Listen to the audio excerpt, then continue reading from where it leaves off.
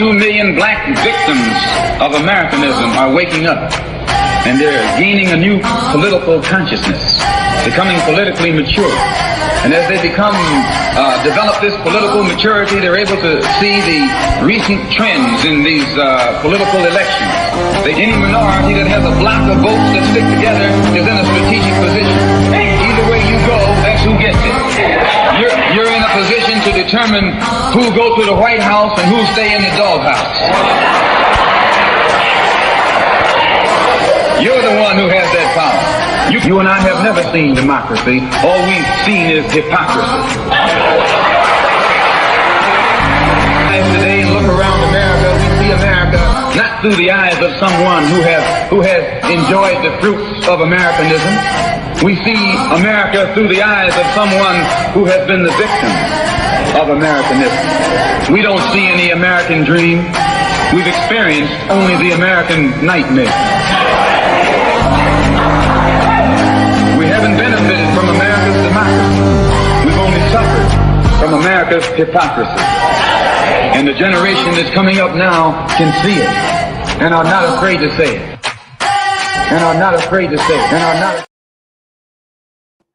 Peace and blessings, everybody. Peace and blessings, everybody. This is Damon K. Jones here. And welcome. My man AJ is on his way. He's coming in. And I want to thank everybody for tuning in to Black Westchester.com, the People Before Politics show. And thank everybody for supporting us for over these 10 years. While we go through our up and down,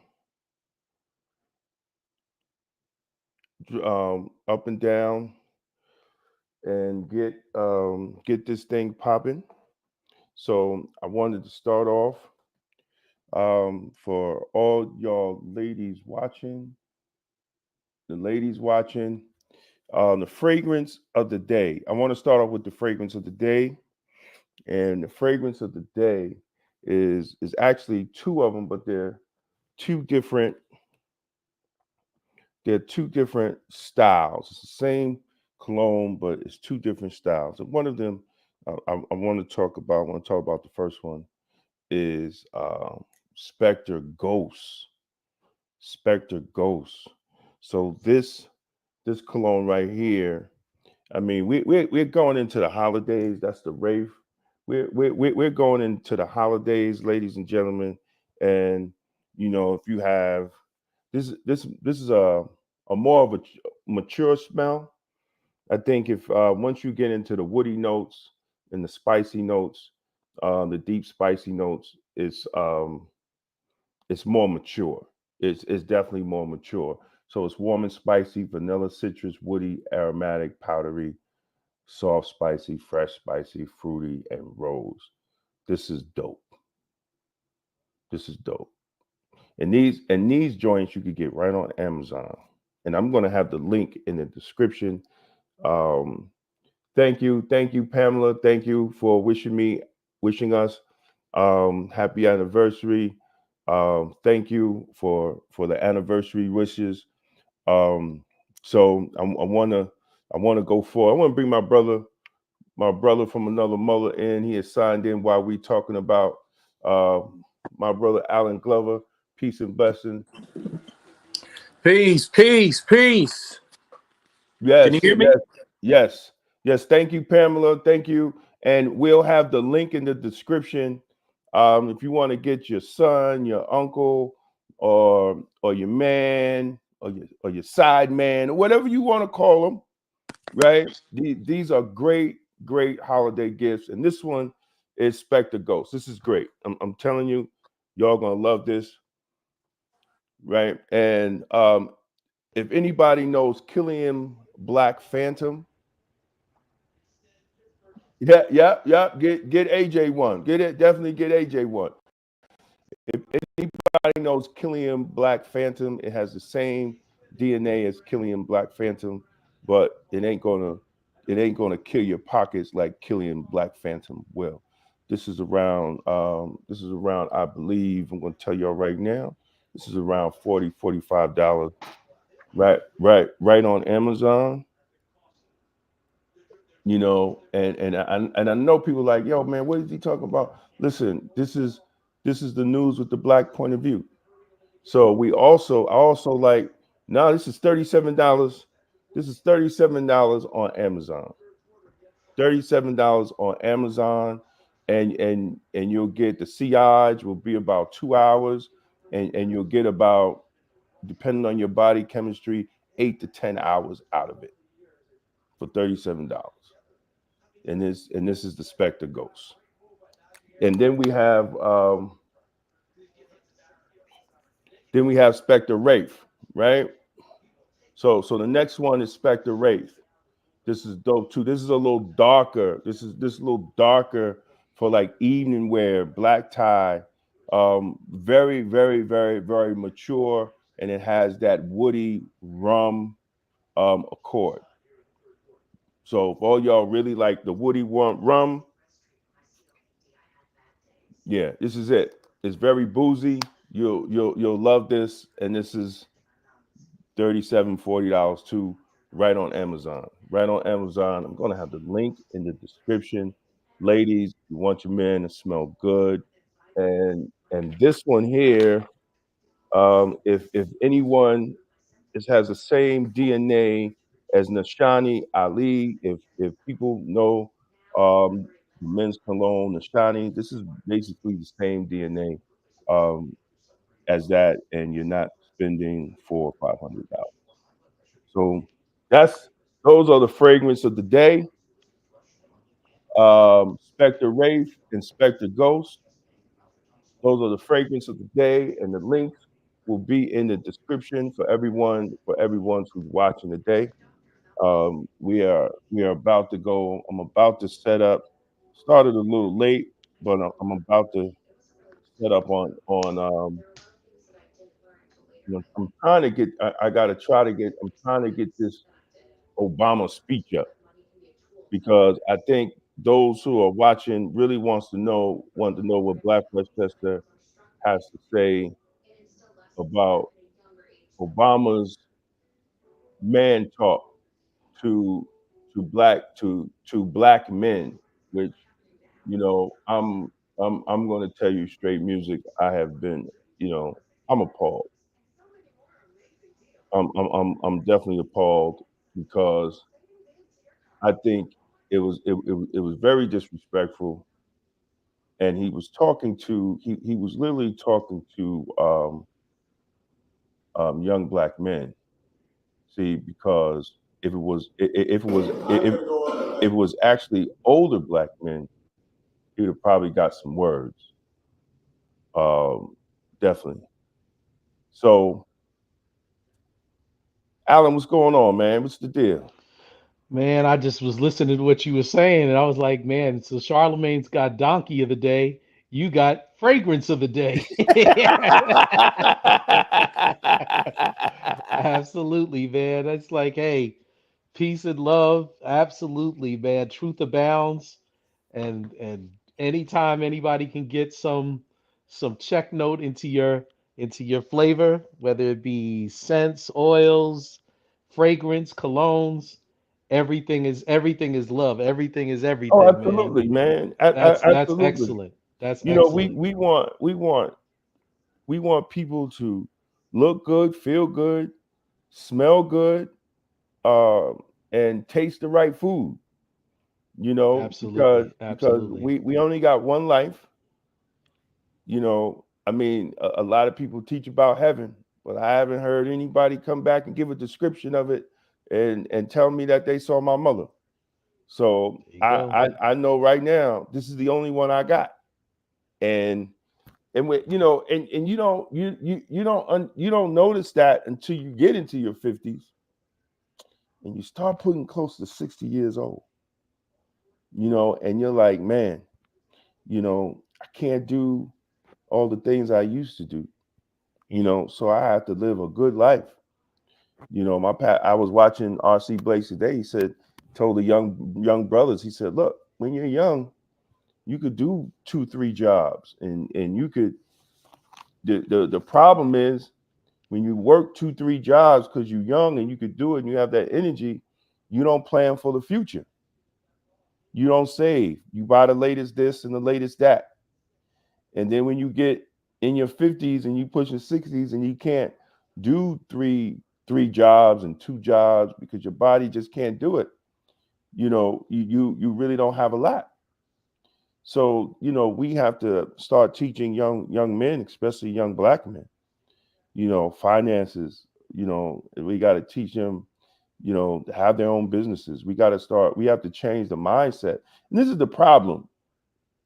This is definitely the problem going into the political spectrum. Why black men are upset? Because we, especially black men who are supposed to be the head of the house, supposed to be the providers of the family, so like every other ethnic group is, we have been sold a bill of goods. Martin tried to tell us on the greater scale, but still we haven't paid any attention. And you can't continue to put entertaining Negroes in front of us like we made it. You can't do that to black men anymore, because the culture itself has twisted on black men that even our women think we're supposed to make $2 million every 2 weeks. And that's not the reality. That's not even the reality of black men. So to sit here and lecture black men and insult our intelligence that we're upset because you're running a black woman is very disrespectful when black men are out here struggling just to stay alive coming out the house so they won't get shot by some racist cop.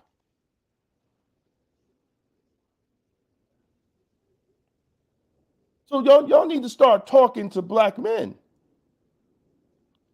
because it ain't, and it doesn't mean that they're gonna. Let me play this, man.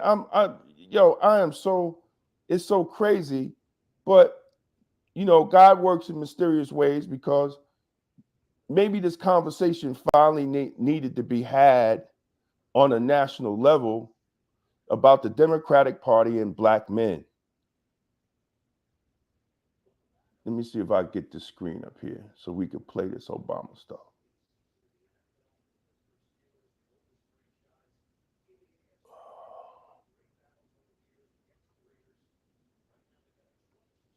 And just speak some truths, if you don't mind.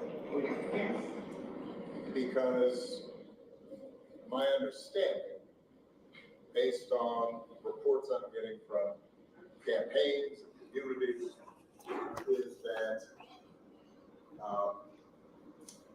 we have not yet seen the same kinds of energy and turnout in all quarters of our neighborhoods and communities as we saw when I was running. Now,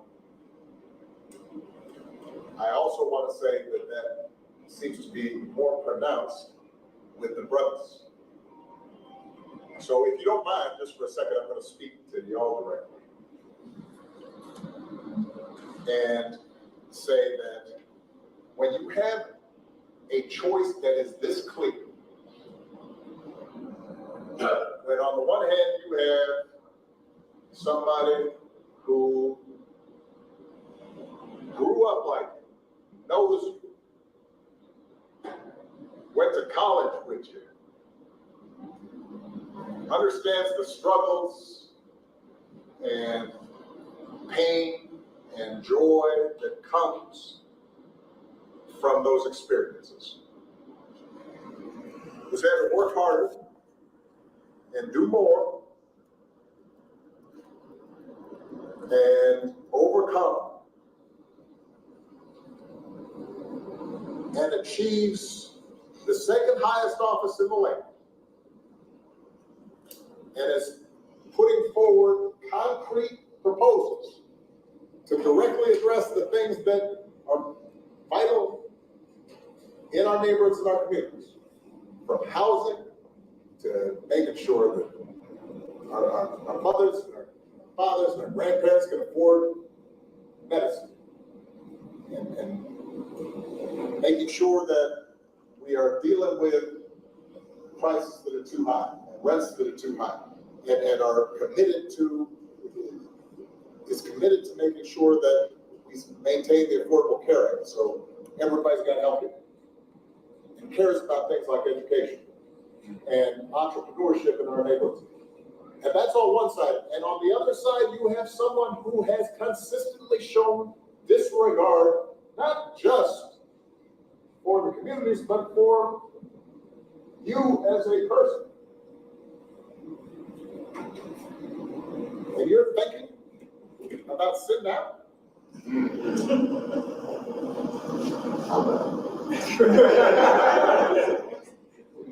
But, you know, because of cooking, and you're coming up with all kinds of reasons and excuses.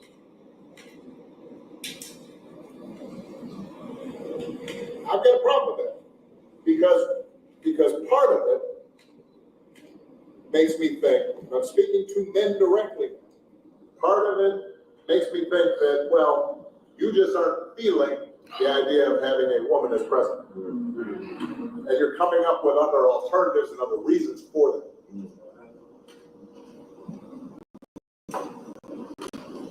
And I think anybody you are talking to in a barbershop, anybody you are talking to in your house, in your family,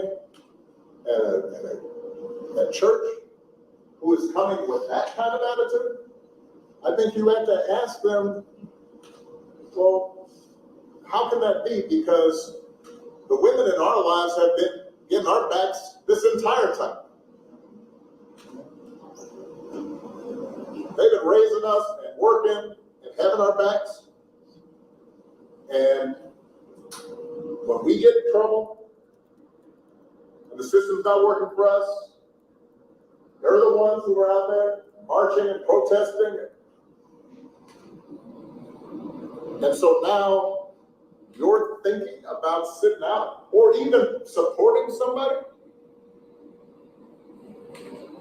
who has a history of denigrating you because you think that's a sign of strength. Oh shit, what happened? That's what being a man is. Oh shit. Down, that's not acceptable. That's not it. This shouldn't even be a question. I'm gonna. All right, so that's the gist of the video.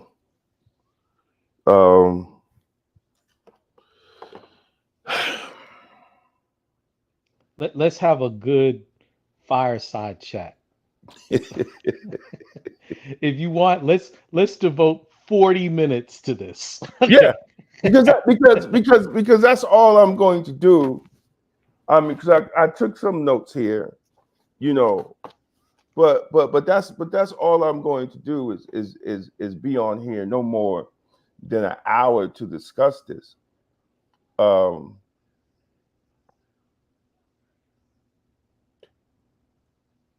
The struggle of Black people, we have always been together with Black women. Let's make that clear. We have always been together with Black women in the struggle. We have never put the Black woman in the back burner. We've never done that. As a whole, you might have some individuals that might have done it, but as a whole, ever since we was on the slave plantation, the Black man loved his Black woman even when he wasn't able to love her by law. Let's get that clear. Now, I don't know where all this, we do know. Yeah, we do. Where the division starts coming in and the separation between the black man and the black woman, and then in these politics. Let's when we're gonna have an honest conversation, Democratic Party, black men don't see themselves in the Democratic Party.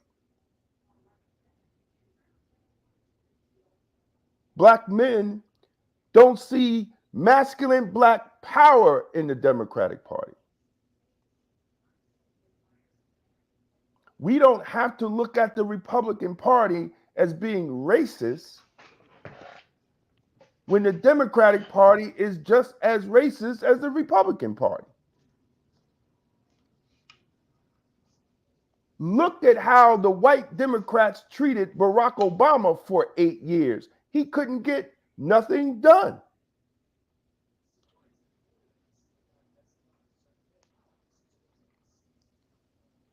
Come on, let's have a real conversation.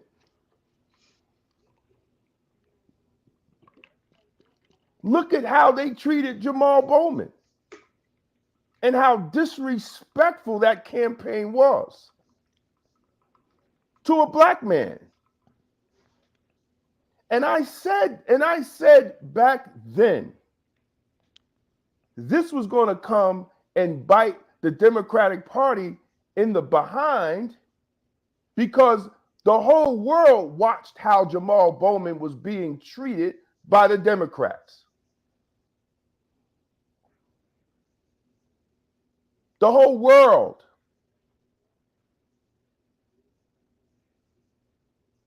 And he was accused of looking out for black and brown people by another Democrat. And they used that against him.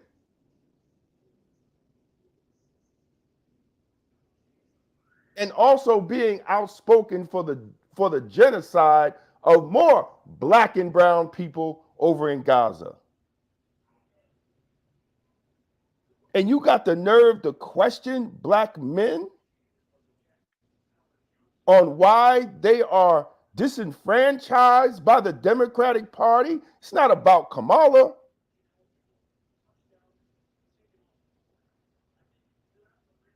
It's about what we have seen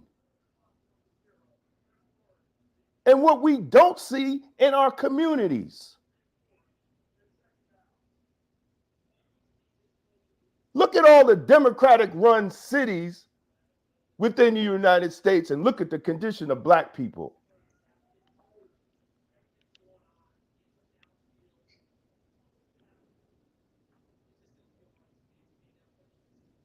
Well, because black people didn't vote for him and black leaders didn't support him. That's part of the disenfranchisement, Bob. And then they want to turn around and point at black men and point at black people and say you're not supporting Kamala. You created this problem.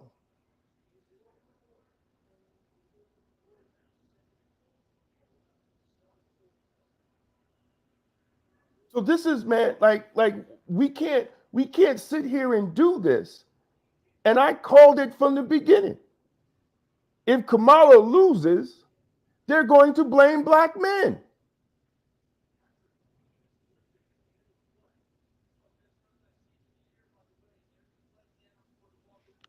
And President Obama, who black men turned out for twice, has set the stage for that. Not just conversation, he set the stage for the blame. But the numbers does not show it. Black men has been the largest male voter group for the Democratic Party. The only one that outvotes black men in the Democratic Party is black women. When Stacey Abrams ran for governor of Georgia, black men showed up and showed out.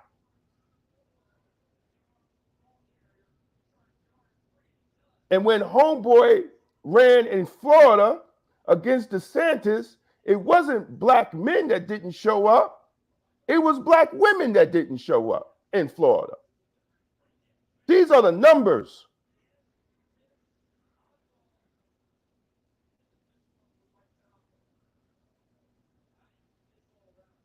And the fact of the matter is, it's not just black men, it's black people in general that the Democrats are losing. I'm not discussing feelings, I'm talking facts. Tired of Negroes running around with what they feel, and it's not supported by actual facts.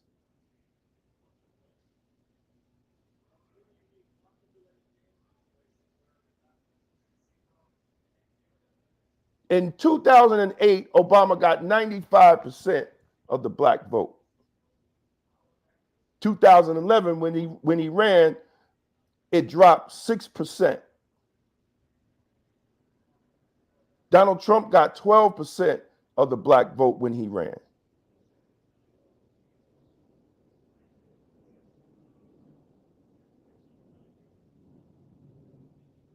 But here's the bigger problem. The political machine is a $1.4 billion industry. I want people to listen up.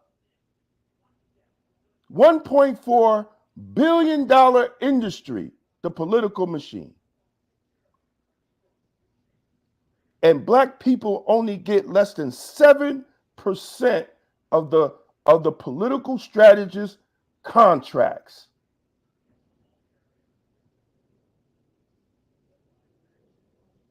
They get only 7%.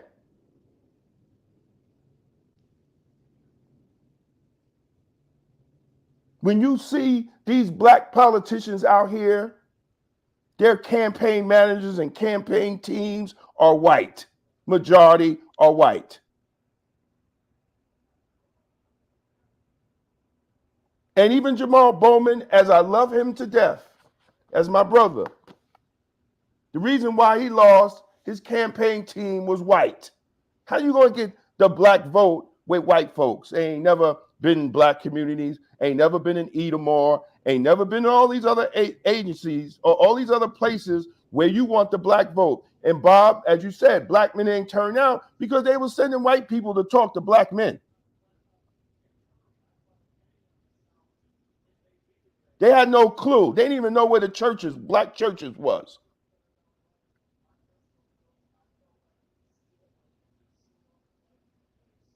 So how are you going to listen to black men when you're not even communicating to black people in general? Because see, it's not just black men. If you go online, if you're in all these little independent new groups, it's not just black men, it's black women too. The Democratic Party has a grassroots problem with black people in general.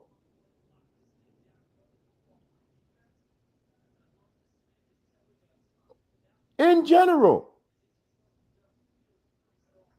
And that doesn't mean they're going to be Trump supporters.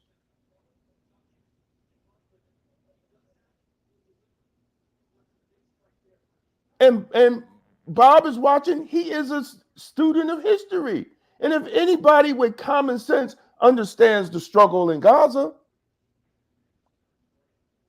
especially if you understand the civil rights movement and the Black Power movement, you understand the connection between those movements and the Palestinian movement ever since back into the 60s.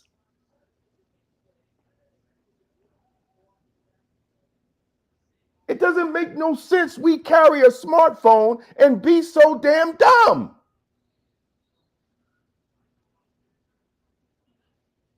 It really doesn't.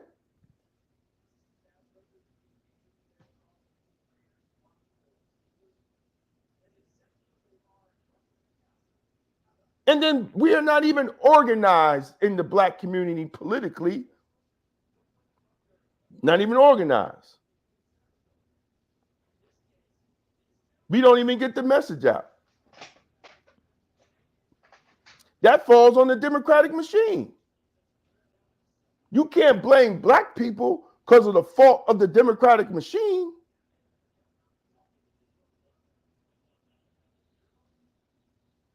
You can't do that. And I will not let any politician try to lecture me or any other Black man about the Democrat voting for the Democratic line where y'all are not even reaching out to us. Y'all take us for granted. And it's sad that I only see one Black woman standing up for Black men on these airways, and that's Nina Turner.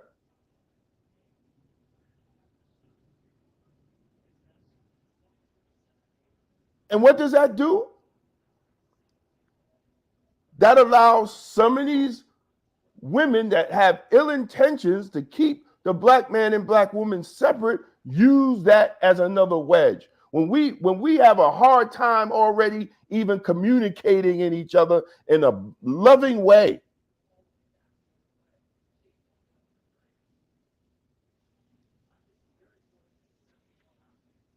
And we're going to allow Barack Obama throw some more salt and vinegar on a wound that we're trying to heal spiritually, mentally, and lovingly?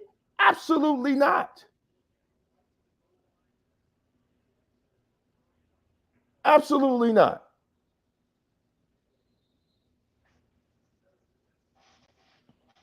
Go ahead, Alan, man. I mean, I echo and share your same sentiments. Because this is your show, this is your program, and I appreciate you allocating time to this. I'm gonna kind of go into another chamber with this, okay? Because to me, the thing is, we remember Barack when he was running before he became president in 2008. We remember. Right. We didn't hear a lot of this split talk, Black men, Black women. When Obama was running, and remember, just to be clear, we also remember when Jesse ran twice for president, Right. and how much that reverberated throughout the Black community in the United States. And we didn't hear a split between Black men and Black women. Right. So where and who and what has created this schism between Black men and Black women politically? Right. I thought Obama's comments were deadly. I thought they were arrogant. I thought they were detached. Damon, where does this Pookie Ray Ray stuff come from? Where is this coming from? And when you say it, you get laughter behind it. Like where is this coming from? Right. Where is this bougie, arrogant conceitedness where you can come from your celebrity box and come to a Harris support committee meeting? Because he wasn't in a church. He was not at the community center. He was not at the basketball court. He was not someplace where we know if you had 30s, 40s, 50-year-olds in that kind of setting, not the setting that Barack was speaking in, but if he truly was in a setting, 40s and 50s men in there, first off, by the second sentence that Barack said, we would have been down his throat. Absolutely. And you would have heard somebody say, man, what the hell are you talking about? That would have been picked up. But I would contend that this whole junk that he was spewing was part of the production. Right. Because the person holding the camera, first off, that camera was shaking And in the process, they wanted us to believe that Obama was saying some behind the scenes kind of stuff to a small group of Harris Right. supporters, and he Right. was somehow coming in, Sunday night or Saturday night to like, hey, I'm here to answer what I've been hearing, and I'm not really thinking and I'm not really feeling what I'm hearing. I'm hearing that you all got a problem with a woman being president. Absolutely 8,000 degrees wrong. Exactly.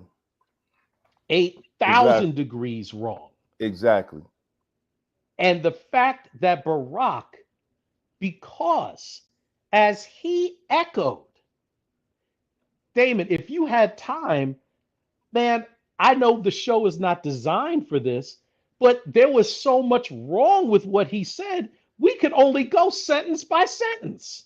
Exactly. And we'd be here for 4 hours going sentence by sentence. We'd hear him say one thing saying, here's somebody that grew up with you. Stop right there. Here's somebody that went to school with you. Stop right there. Here's somebody that married. No, she did not marry like us. So, in the process of you trying to create a narrative of who Kamala Harris is, Kamala Harris herself said, I'm a top cop. I'm a top cop. And we know collectively around the country, you've had some Black women catapult Kamala away from her being the top cop. But those in California who know who she is, in the name of her duties or honors or what she was able to do, I'm sorry.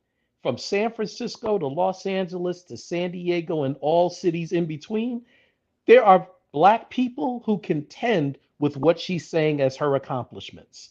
The And same way, exactly. and I'll land my little plane here. We have yet still to do the 8-year critique of what Obama did and did not do for the collective Black community in America. We're still waiting for that 8-year critique to happen. And you're absolutely right. And I've told people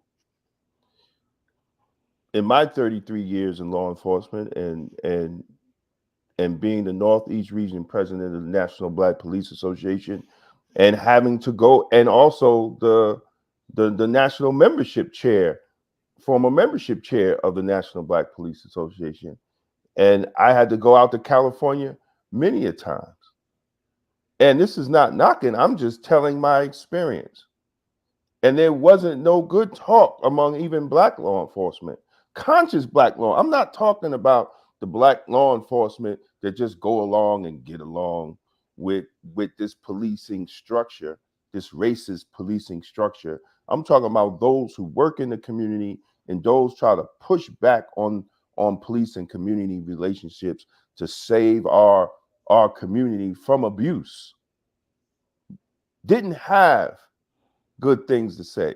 But now all that history is gone, and it's Black cops for Kamala and all that. That's all good. That's all gravy. That's it. And that's what you want to do, then that's what you do. I'm not going to have arguments with you, and I'm not going to sit there and get upset that some people are just trying to change the narrative. And I get it. You want to win. But when do we be righteous? That is the question. When do we be righteous? Same time, when do we be right? Right. And this he says, who benefits from oppressing Black Americans? The Republicans or the Democrats that rely on their vote every year? Both do. Both do. How does it feel to know that historically our vote has always been to one party, to one way, one place.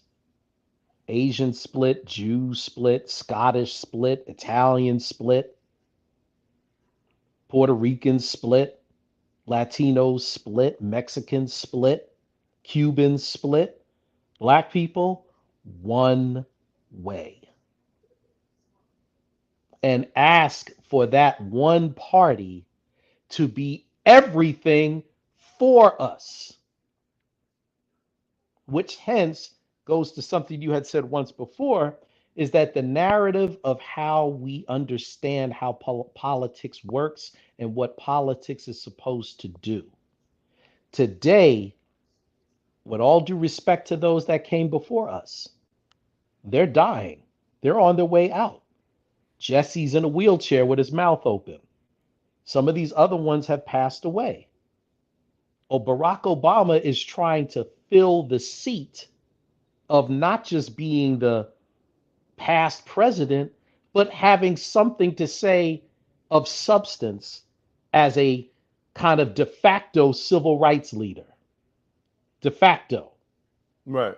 And in the process, those persons know who butters their bread, which is another reason why I felt his conversation or his comments were disgusting and should have been challenged right on camera while he was saying it. Because the full element, the element of how we operated in the name of our history, there was a Dr. King, but there was also a Kwame Ture. There was a Dr. King, but there was also a Huey Newton, and there was a H. Rap Brown. There was a Dr. King. There was an Honorable Elijah Muhammad. There was a Malcolm X. There was a Louis Farrakhan. Is a Louis Farrakhan. And the whole point of this is you can't have one without the other. And they, meaning those who were able to get checks, and I want to bring up something, those who were able to get checks, because these kind of feelings don't just happen. We know COINTELPRO was real. You paid one side to turn up and turn out and put a black gunpowder under our own progress. We know this. Right. We know this was done. And the fact of the matter is, and I thought about this, D, I could be completely wrong, but I thought about this for a second. Now check this out. We just talking for a second. What if Barack did this on purpose? What if his comments, he did it on purpose, knowing those who told him to do this? Because this is not the first speech where he's come out ridiculing and belittling black men. This is not the first speech he did this. Right. What if he did this on purpose, hypothetically speaking, because he really don't want Kamala to be president? I'm just saying. Well, you know, there was reports. AOC is on record saying that she was on calls where they wanted to have a primary instead of just giving it to Kamala. AOC was on the call, and people don't believe me. They could Google it. Like, it goes back to my brother Cartwright, as he just said, when has American politics ever been righteous? It's never been righteous because they have. It's never been righteous for black people. Definitely ain't never been righteous for black people, but it ain't never been righteous in the nature of politics. I told Deputy County Exec, soon to be acting County Exec, straight music. I told him, there's no God in politics. Politicians talk it, but the things that they do to get power is not righteous, right? We're sitting here, whether you're Muslim, Christian, or Jew, and if you are are a student of your religion or spirituality, you know that we're coming into what the book of Revelations talked about. And you have a spiritual sense to understand something is not right. Something is off balance. So we know that there's things happening spiritually. We know that things are happening that shouldn't happen because the spiritual realm is trying to correct what we have done as man to throw us off balance. And we all are off balance, just not the politics. We're all off balance. And if you have whatever book you follow your policies and procedures of life. Right? There's no such thing as a miracle. There's only a miracle when you're not following scripture and something good happens in your life. If you're following scripture, good is always going to happen. Even if it's bad, it's meant to be good for you. Now, Bob, I want to go to what you said that while the overwhelming number of Black people, in fact, vote for Democratic Party, they actually make up a small fraction of Democrats who cast their votes. They make up 7% of the voters in the Democratic Party. In no world does 70% of the population. Okay, Bob, so what about the Jewish population? They 1.2% of the population, and they control the politics. Say that last part again, just so that we can, as we're conversing, that we understand that. Could you say that last part again? They control the politics. Okay, whose politics? All politics. In the United States, right? Exactly. Probably the world. Probably the world, but more specifically here. Exactly. And that's not being anti-Semitic. No, I mean, that's what we know. And the fact is, who has been here longer than them? We have. They got here last Tuesday and run all the politics. Seats, lobbyists, communication, money, initiative, agendas. Who controls that? We don't. Right. So in the process, since we know the Jews run that, how does it impact us who believe and talk this stuff about power? We don't have none. We don't, dude, we don't, and this is not, we're just, look, and I know there's some people going to get nervous about the conversation that we're having. This is a fireside chat. This is, right. We're not on CNN. This is not MSNBC. This is not Fox. There are those that get nervous. AIPAC spent $20 million. No, 20 what? Million. Okay, go ahead. On the Lattimore Jamal Bowman race. To put a Black man out. See, we could say Black people didn't turn out, and Black people didn't turn out. But the fact that you could spend the most money in history in a congressional race to kick out a Black man who you might disagree with in his positions. And they brag about it on their website. We spend more money than any other political. It's on their website. So y'all can't say I'm anti-Semitic or anything. It's on their website. It's clear. It's on other supportive that says community before party. It's on their website. I'm just quoting what's on their website. So when they say things like this, and then they execute it.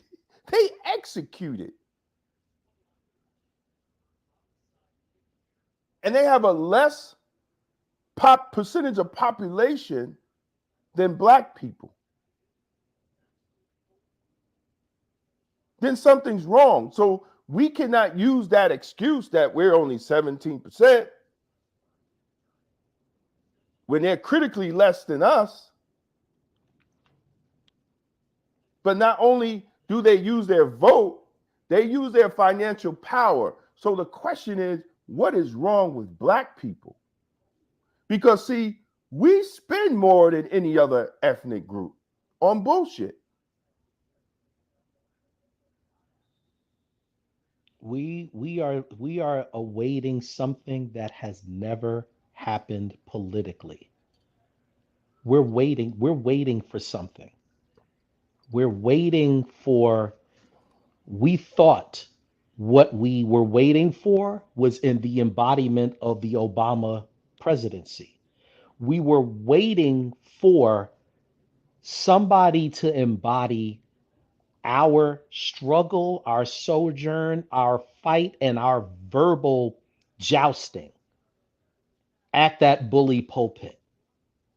But we clearly saw from the time Trayvon Martin was killed, through Tamir Rice being killed, through Sandra Bland being killed, the list goes on. And we clearly saw, for those who were looking, for those who were looking, if you weren't looking, then you were just blind, deaf, and dumb. But if you were looking to see. And let me just be clear what I'm about to say, because there were white folks who wanted to see it from an entertaining standpoint.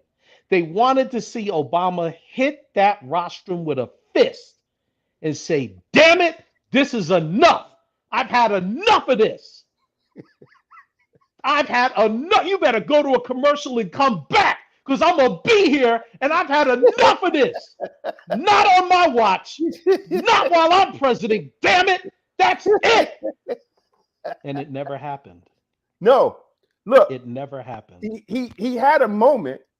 He had two moments. And then they made him, and then they pushed, and then he had to correct his moment.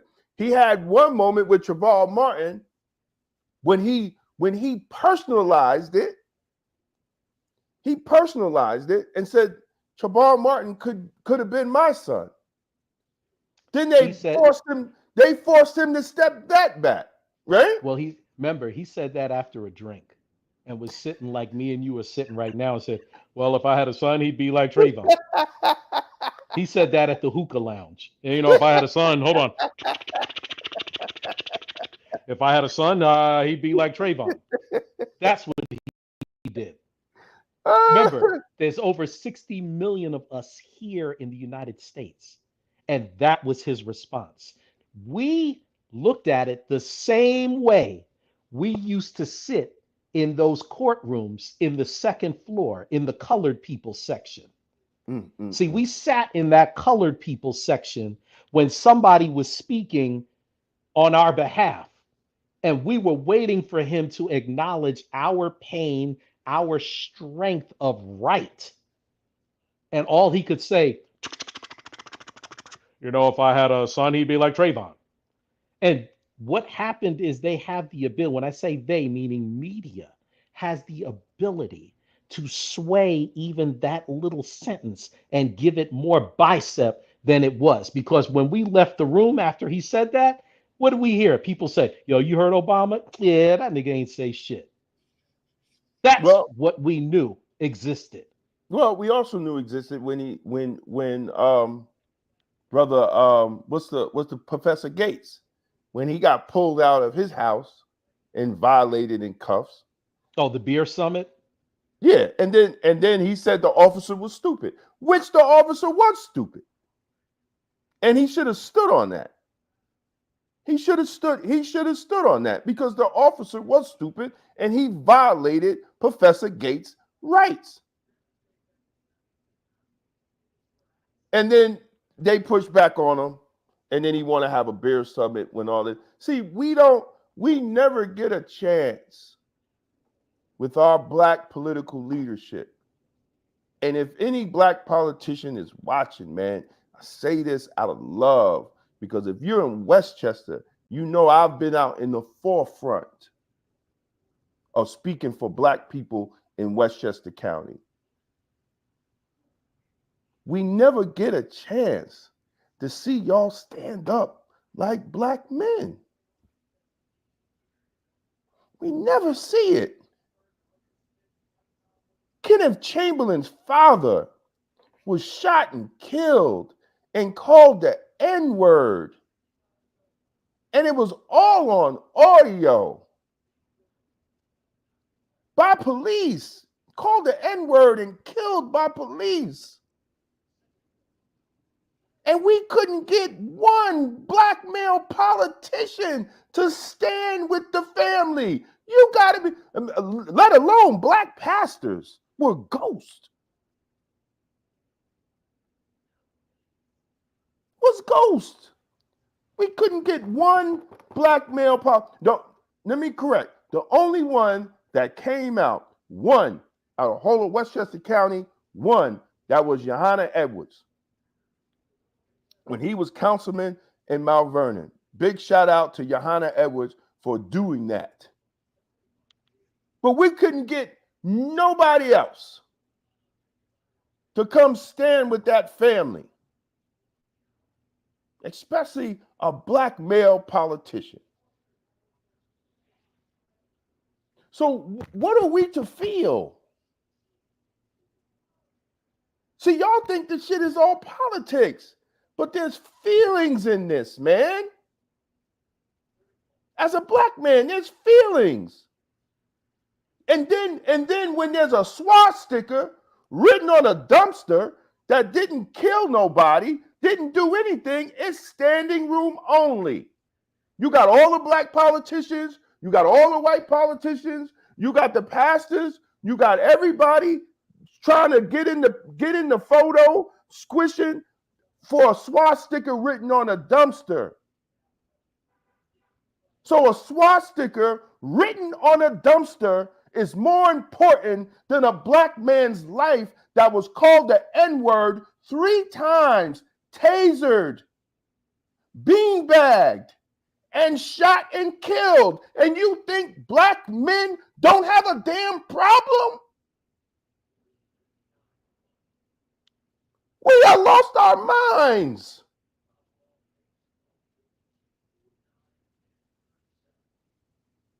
We've lost our minds.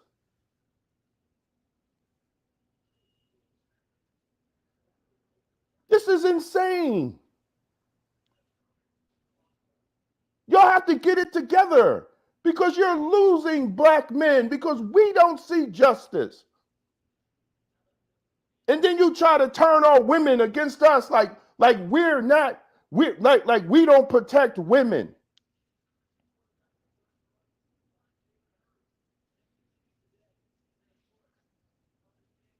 You got to be kidding me.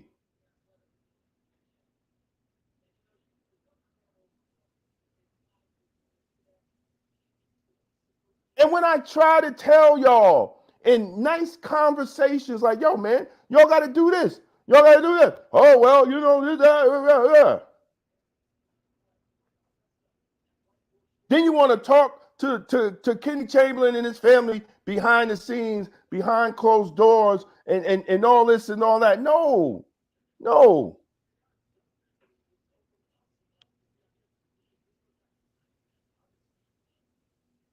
We need to see action. Because black men are still being killed by police. Look at Jarrell Garris. Haven't heard anything. The AG came down with no bill to do anything to the officer, and Negroes is completely silent. Silent. Shot the man in the back of the head, talking about he had a gun. And the officer said, my gun is in my holster.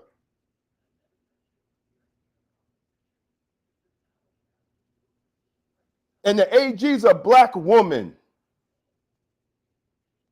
And they don't try a case because they don't think they could win it 100%. What do you think black men are going to feel? We don't see justice.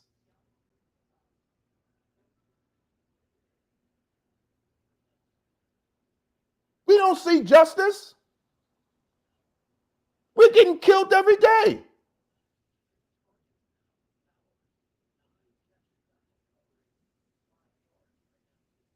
President Barack Obama put out the 21st century policing model. Had no bite.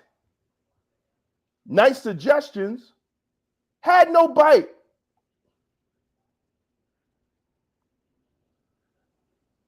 And now y'all want to run down the George Floyd bill like it's going to do something with policing. It's not going to do anything with local county and state police.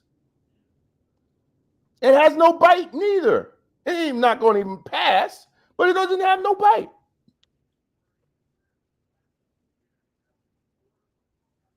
That don't have no bite neither. You got people thinking that if this bill is going to pass, it's going to change policing.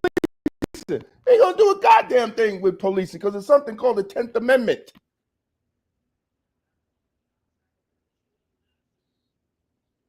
The government can't make policy for local policing or state policing. That's up to the states. And the fact of the matter is, you got all these black politicians, and we don't even see civilian complaint review boards in the cities that black people are. So this is the hypocrisy.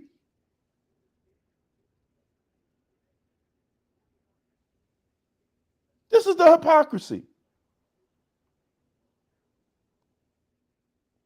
Do you think if Kamala is president, that in the name of whoever she has as part of her executive presidential administration, do you think because this person is president and what's her name is in the Supreme Court, do you think there is a way in which Kenneth Chamberlain's case can be looked at from the executive branch level?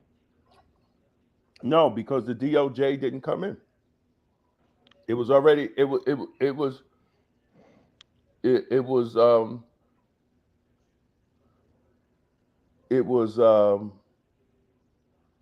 already turned down from the Department of Justice. And I say that to say that for those that are listening, and for those of us in your own circles, wherever you find it comforting to speak with people that are on your same wavelength, I would indicate and say that, one, this particular presidential election, respectfully speaking, is not close. This is not close.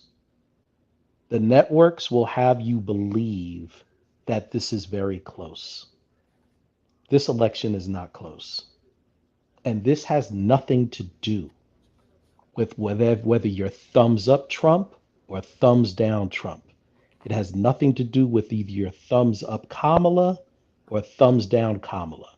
It really has nothing to do with if you're thumbs up Jill Stein or Cornell or thumbs down Jill Stein Cornell. I contend and say, as of to this week of October, they already know who's going to be president. And when I say they, I'm speaking about those who make presidents. Exactly.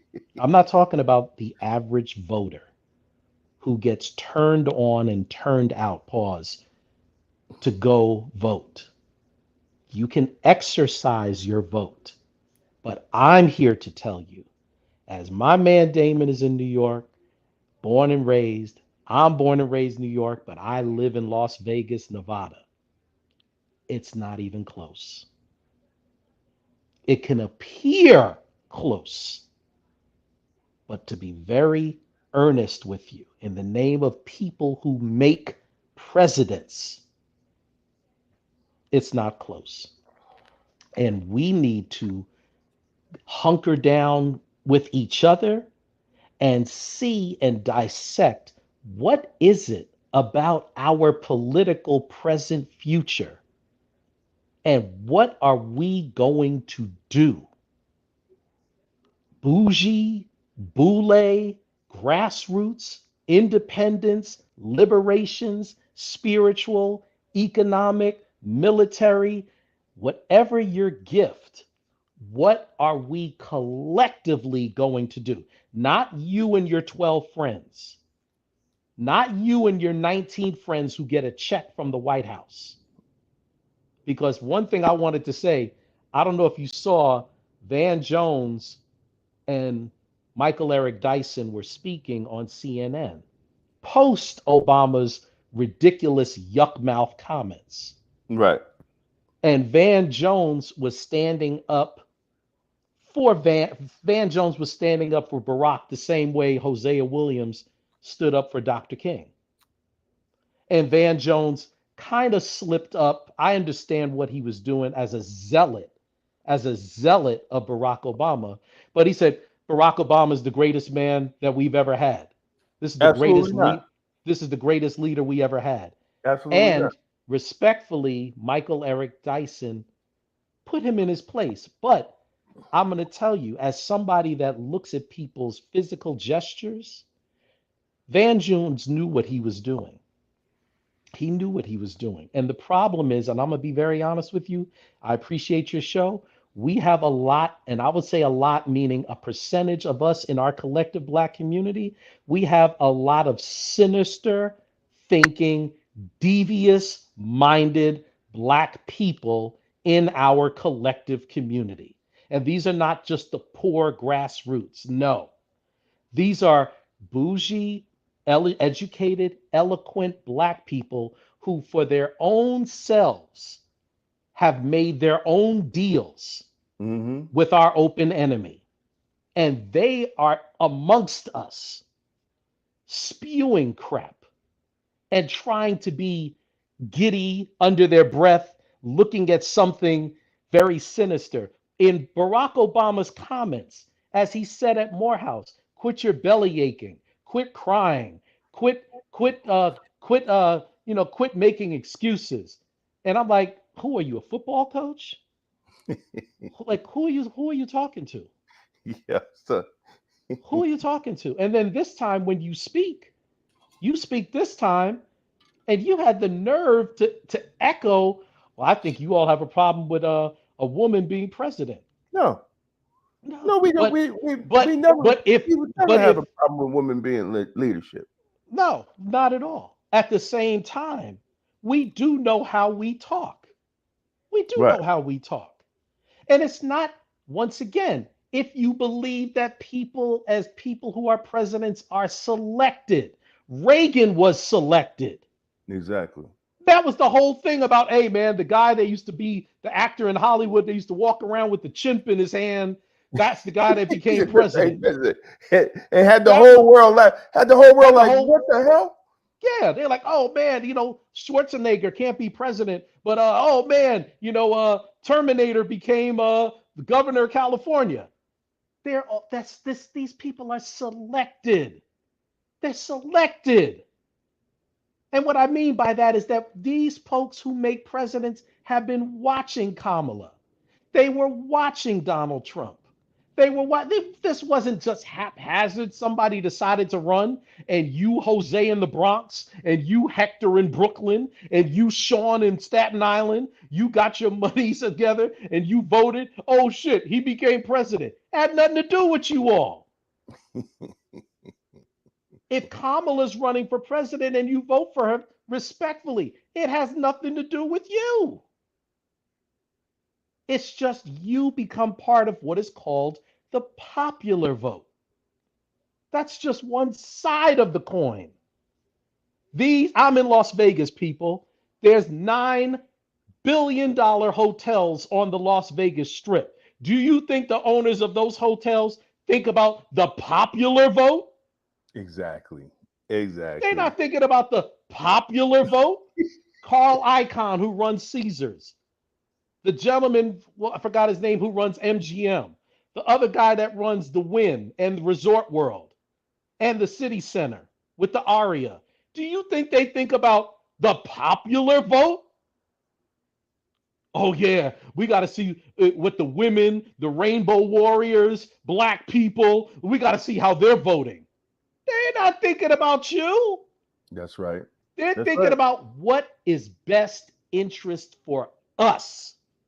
That's And right. the first time for us to turn our eyes and ears and turn them right to say, what's in the best interest of us collectively, you Right. will see a new day, because now politics doesn't become who's in front of you. It's about, this is our sheet. If you don't speak to our collective points, you don't get our vote.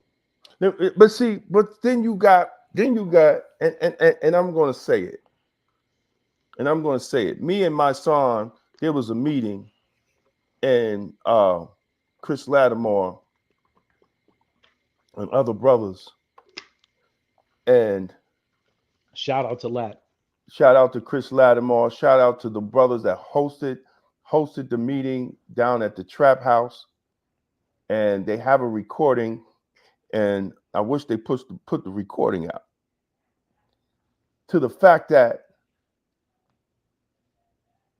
there were people, even my son, that said that Kamala couldn't talk about reparations publicly. And I said, well, then how is she going to get black people's vote? She needs to be public about the interests of black people. And we have seen that from her earlier tape to now, her message has been changing. Because that is an issue. And when we can't say that shouldn't be a requisite for black voters, because we have not been repaired of our 300 to 400 years of enslavement in this country. And it should be programs put together. But then even when California had a chance to do it, they took it off the ballot. What does that tell black people? See, we're not here. Here's the issue, folks. We're not in a vacuum anymore. As I said, we have the things that is called a smartphone, right? And it should make us smart to look up and research information on our own. This is the reason why they want to take down Twitter. I mean, they want to take down that too. But this is the reason why they want to take down TikTok.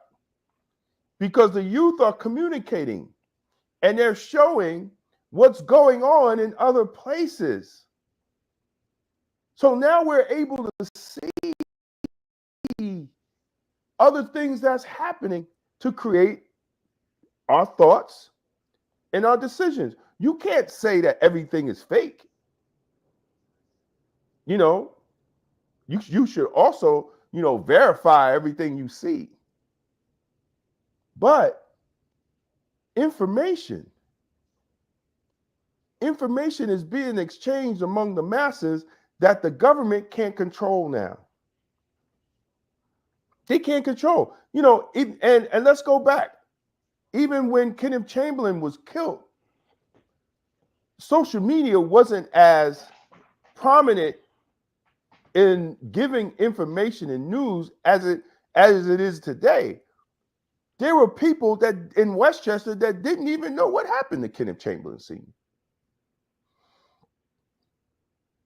See, but now if a black man gets killed by police, it's all over in a split second. And the response in a split second. So they can't control the information. Zygmunt Brzezinski said before he died that it's easier to kill 1 million people than control 1 million people now, because of the internet and information, and we're in a world economy.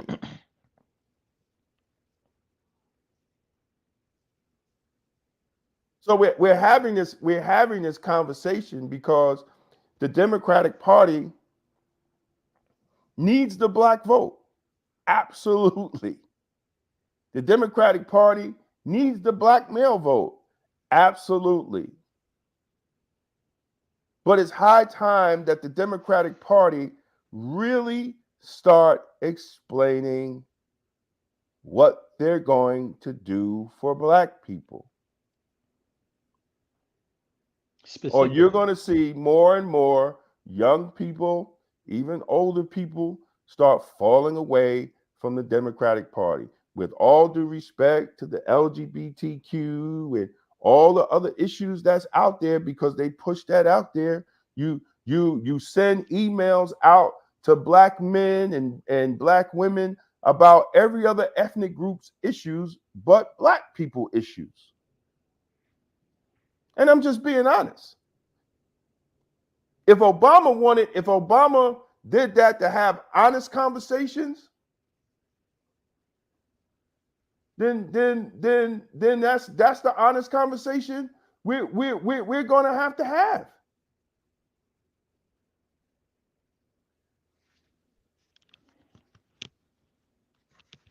See, and when you have a Democrat tell a white Democrat in a primary, tell a black male Democrat that he only looks out for black and brown issues, and he loses, black folks don't come out, black people don't support him. So what's the purpose? What's the purpose, man? See, y'all don't see what y'all started. We have to learn, and two things are very key. Obviously, you had said the word respect. The other thing is that you have to go through a baptism of love for your own people. You have to. You have to almost go like what's my man's name who died, who was killed in Chicago, the young Black Panther, who was killed by the police and the FBI. Oh, I know. It's like, I can't remember his name. It's like it was him and Mark Clark. They were both killed inside the apartment.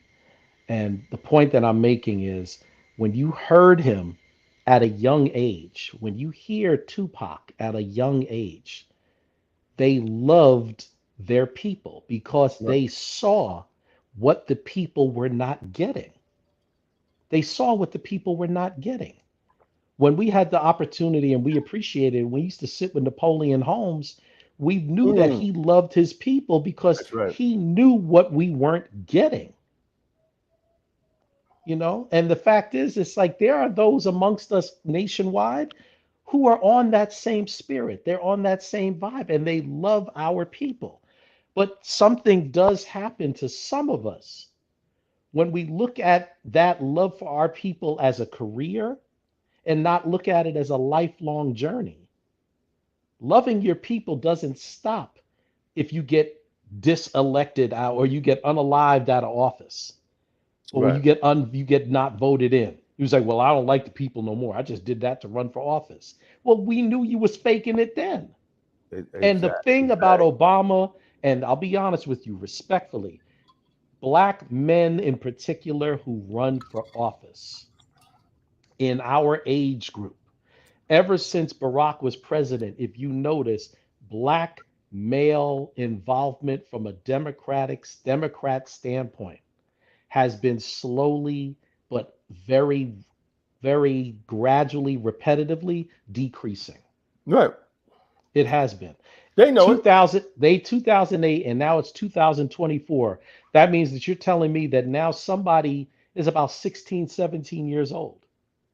They were like, man, I was born when Barack Obama ran, but now I'm voting age. So all I know is when Barack ran.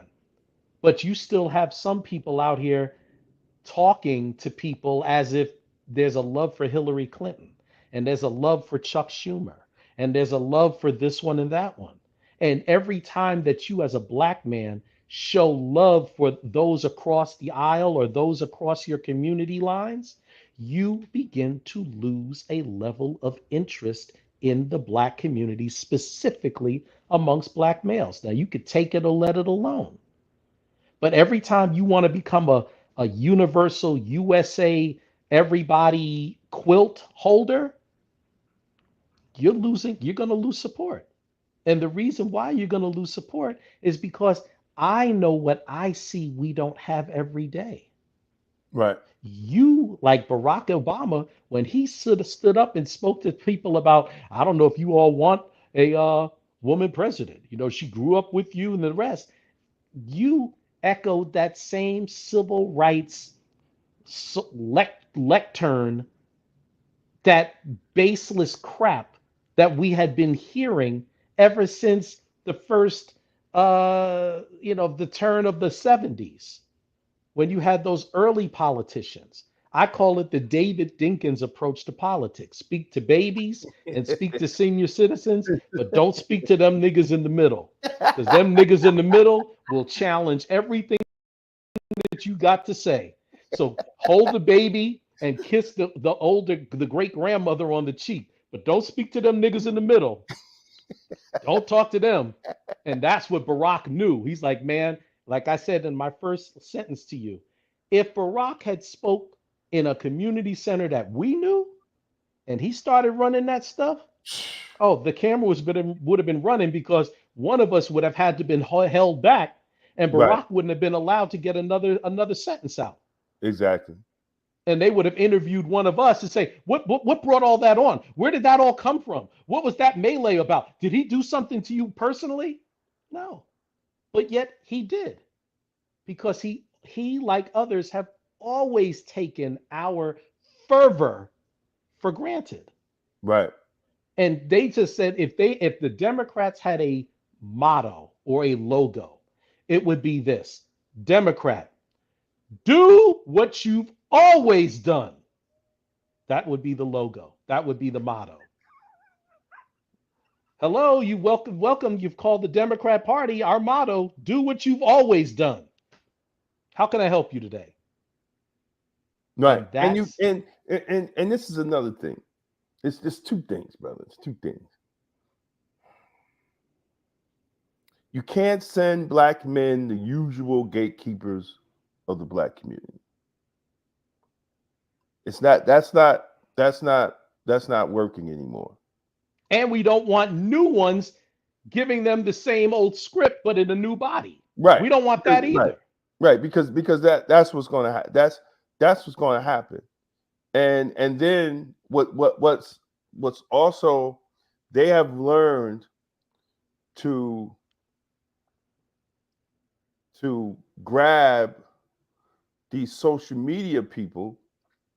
See, just because you got, and I'll make it clear, just because you got a huge following and you're on a couple of podcasts, doesn't mean you have a true base of knowledge on what you're talking about, especially when it comes to the liberation and freedom of Black people.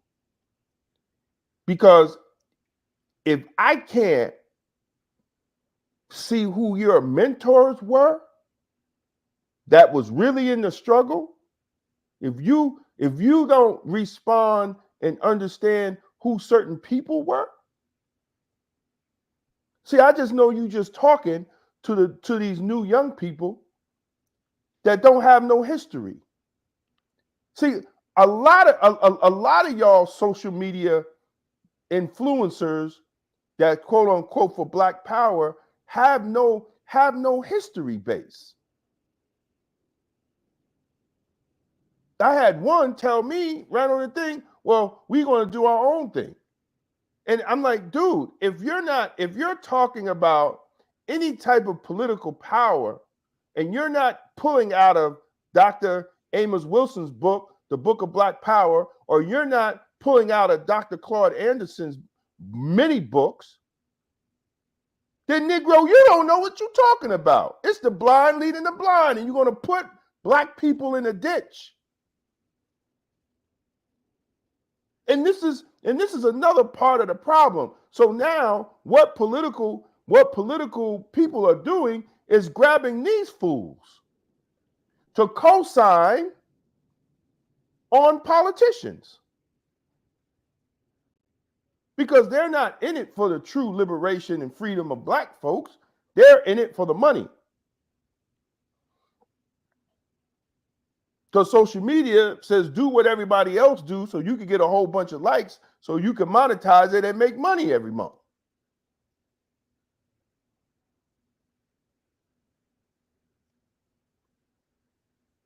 So black folks are being caught up out there. And a lot of these younger ones too, they're taking on how Al Sharpton, and they just getting money.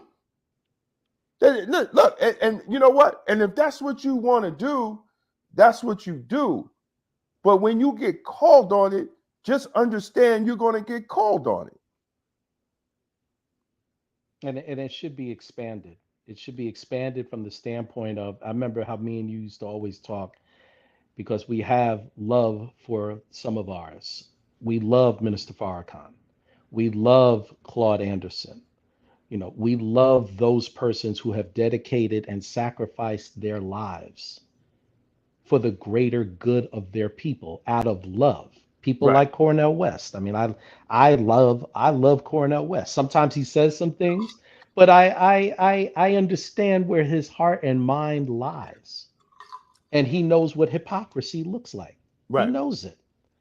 But the thing that we have to recognize is that, hey, guys, look, respectfully so, we can absolutely sit amongst one another and say, okay, you know what? We know who runs and makes presidents. We know who has the power. We know who has the control, the dominion, and the rule. I say, spiritually speaking, their time is up. Mentally, their time is up. Economically, we got to shift the paradigm, because right now there's a portion of the proper handling of us that many of us are not grasping, because we're still trying to swindle, cheat, steal from one another. Right. And if we can't, then we like, I ain't fucking with them. I ain't gonna mess with them.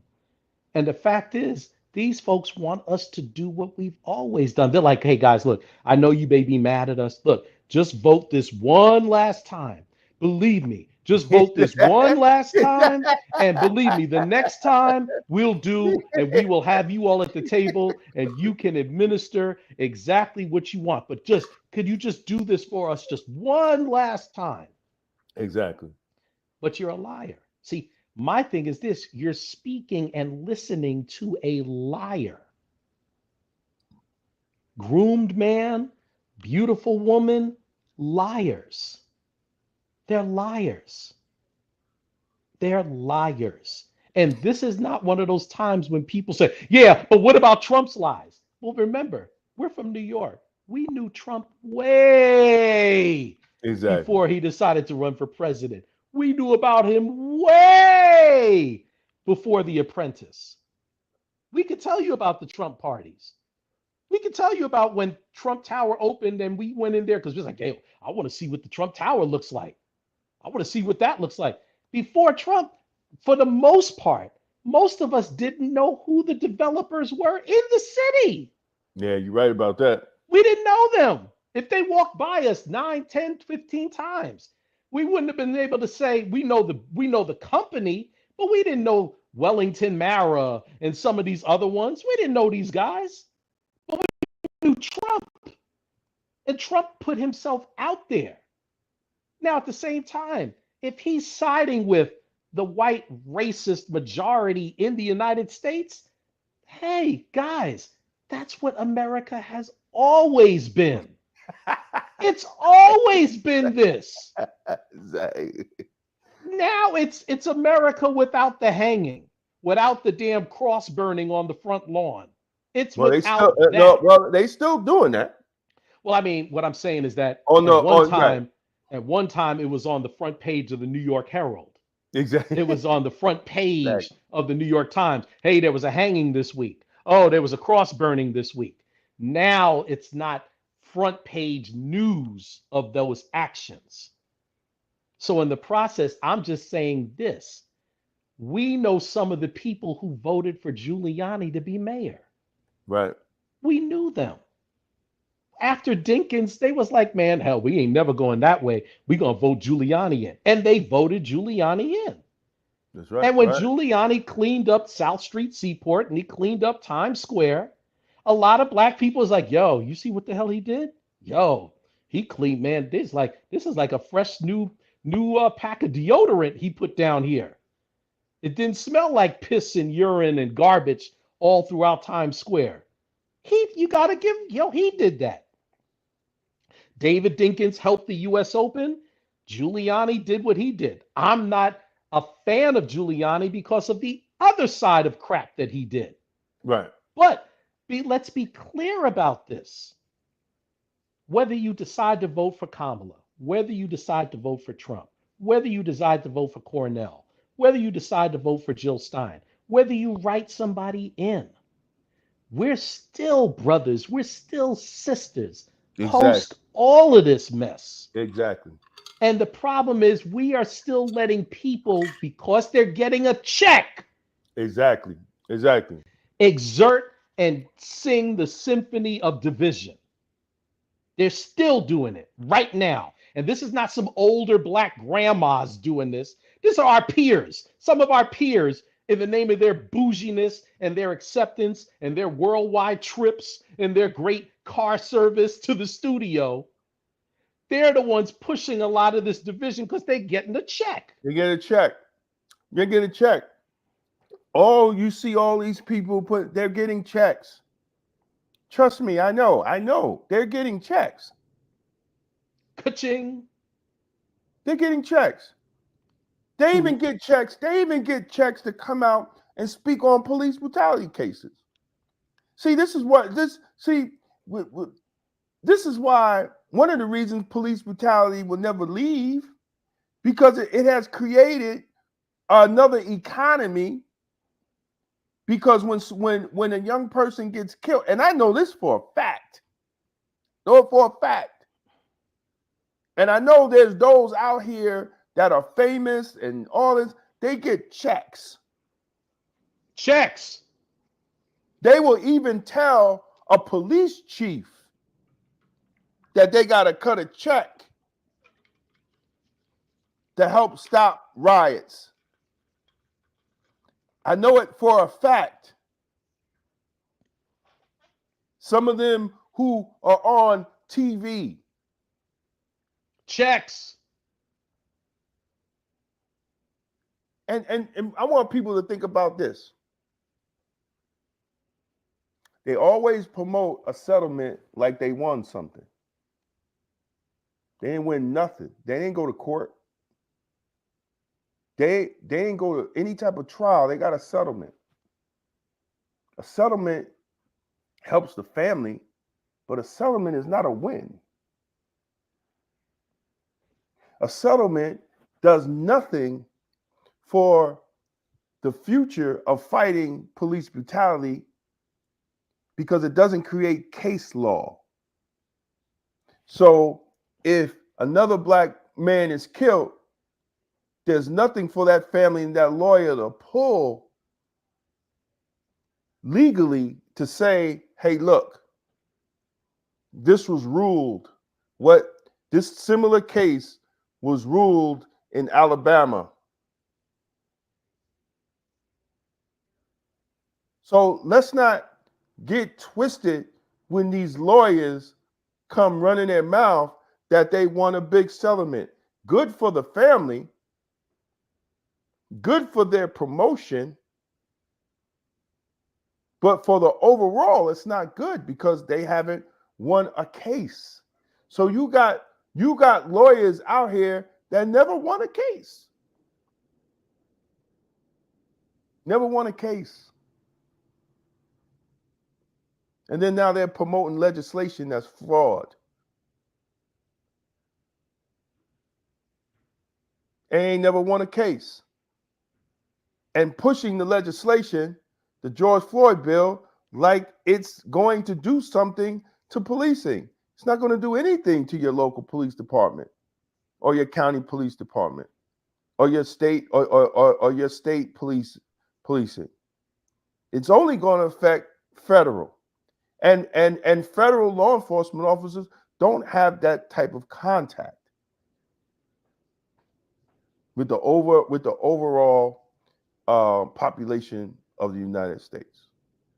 These are some of the same people that say, as a remedy, you know what? Collectively, nationally, from New York to LA, from Detroit to Dallas, black people need to own more handguns.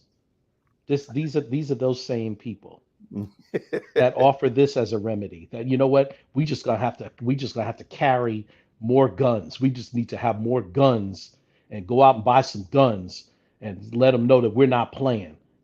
Okay, so you're going to take your money and buy more guns so that they can echo and report, hey, black ownership of guns has escalated to 80%.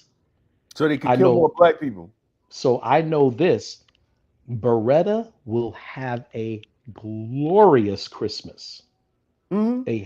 They will have a happy Thanksgiving.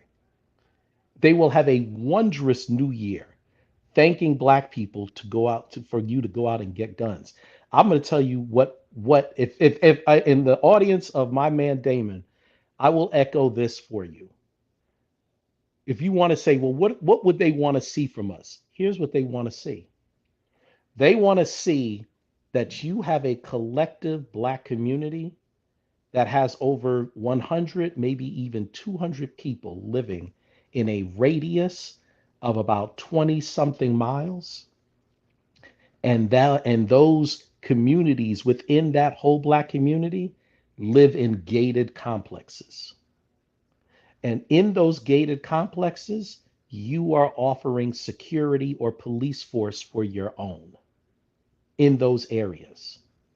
And in that, anyone who lives in those areas who call the police, first off, it will be understood that you're calling us to deal with whatever is happening within the gated area. I'm not saying to you something I'm just thinking. I'm saying because I've seen communities like this that are made for by people who don't look like us. Yeah. And they want to see that you have your own flag that you represent.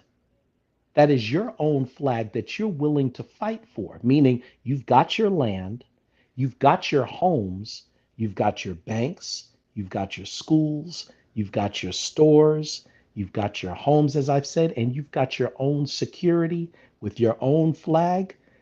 When you and us begin to adopt this element of thinking, oh boy, oh boy, are they going to shut up and saying, okay, what is it that you all want? Yeah, and let me tell you, and it's already being done, but it's just not being done by us. Right. It's Absolutely. just, It's it's not. just, it's already being done. It's just not being, it's just not being done by us. Because there's certain communities, even the local police can't go in unless they talk to the rabbi. Exactly. Guys, I'm in Las Vegas. I'm here to tell you, if you think Las Vegas is just the Las Vegas Strip, oh boy, you do not know the country you are living in. If you think Las Vegas, as an example, well, all it is just hotels on one street in Las Vegas. That's all they got. Oh boy, do you not know the country you are living in? That's all I got to say. I can And expand on that later, but we've been on for a while. But go right ahead, yeah, sir. yeah, we're gonna end it. Um, so we can't we can't say we can't. Here's the thing, black people. Before I end, we can't say that we can't do it. I think we have to have a kingdom mindset. And we have to follow scripture, because the scripture speaks on community, right? When they talk about when the scripture talks about responsibility of man, and when the scripture talks about the responsibility of woman, even if you sisters, even if you read the Proverbs 31 woman, she was a community woman. She also had businesses, she had everything, and it was about community. It was about family, and it was about community. When it came to the man, his responsibilities, right?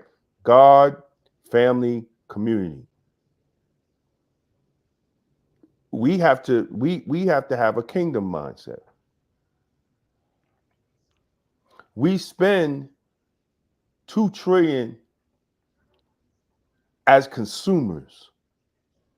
We spend $2 trillion as consumers, and the Black church generates a yearly income of $2 billion. We have the resources to do these things. We have the resources to have our communities.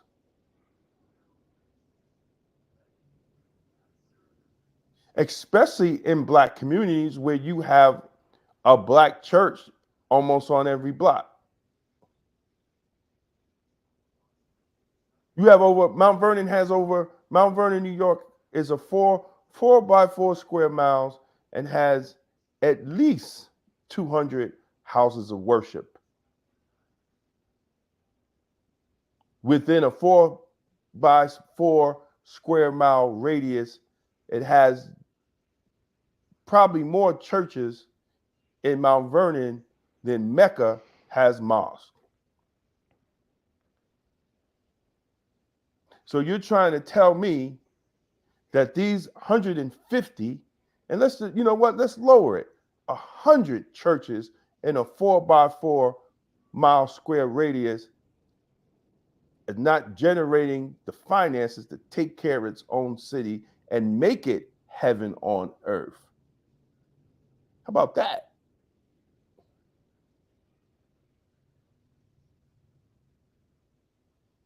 Having their own school system,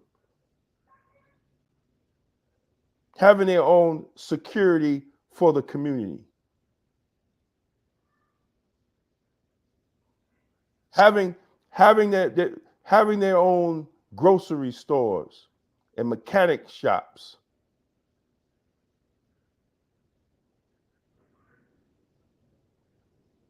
Jesus never meant you to be poor.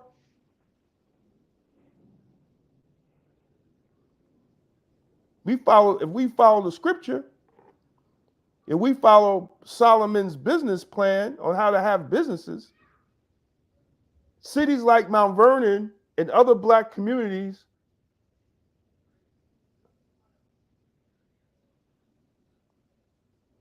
says churches in Mount Vernon, New York, all churches results in Mount Vernon, New York, October 2020, showing 1 to 60 of 240. That's enough. 60 churches is enough.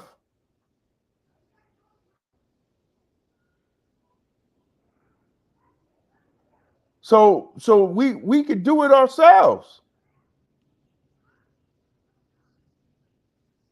240 churches. How do you have 240 churches in a 4 by 4 square miles and the city's catching so much hell?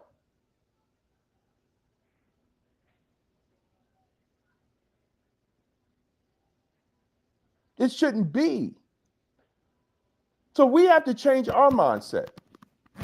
And if I made anybody mad, I made you mad. But we have to change our mindset as a people.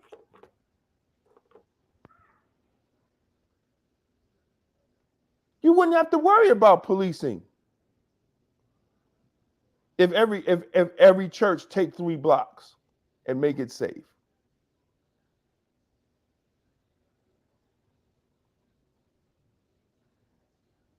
You wouldn't have to worry about educating kids that didn't go to college if the churches came together and started a vocational school. Teach these kids AI and teach these kids mechanics and teach these kids agriculture and teach these young children community building and different needs that you have to have a community.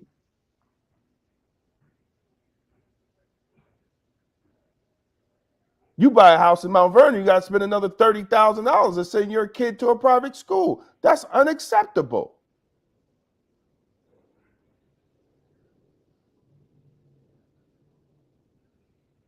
See, and you wonder why black men are disenfranchised.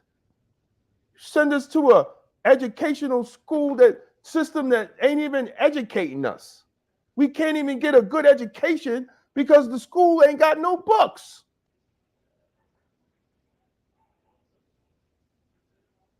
Graduating, we could barely read. We could barely get a job. And you wonder why we're upset? It has nothing to do with Kamala being a woman. It's the conditions that politicians have put the poor in.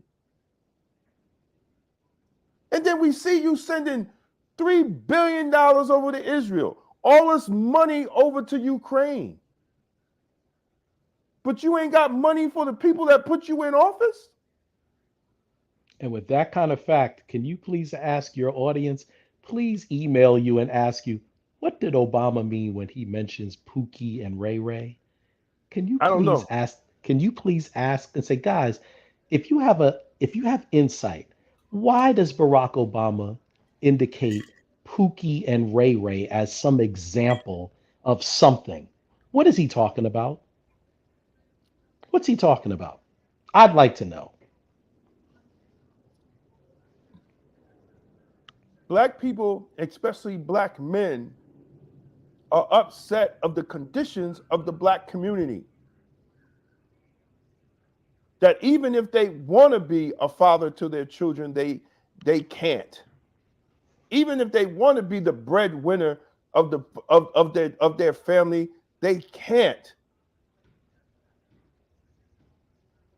And don't come waving some entertainer and some basketball player or football player like we're successful.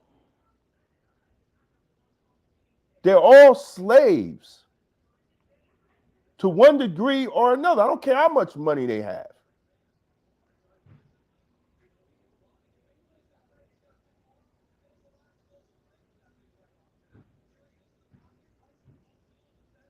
So, understand the plight of black men. Because if Democrats, if you don't address it, they will just walk away from you. And we know, even look, we know even in relationships, when a man is upset and he had enough, he goes silent. He goes silent. He doesn't say anything. He keeps his mouth shut. Don't keep doing the foolishness. The man ain't gonna say nothing. He's just gonna plan an exit.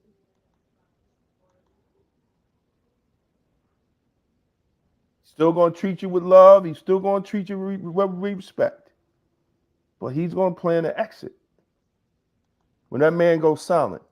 And that's what's happening to black men. It's been like this for a long time. Nobody noticed it.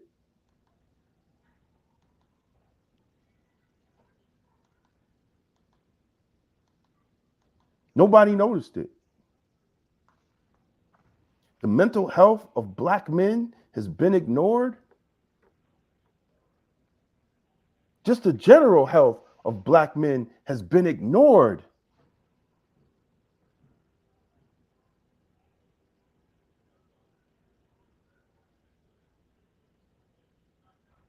Sisters, You on TV talking about black men, you have to support all this and support all that. How can I support you and I'm not even healthy? And you don't even recognize it. You want me to put the air mask on you, but the instruction says put your air mask on yourself first, then you could help somebody else. That's what the instructions are. Nobody is allowing the black man to put his air mask on so he can help himself.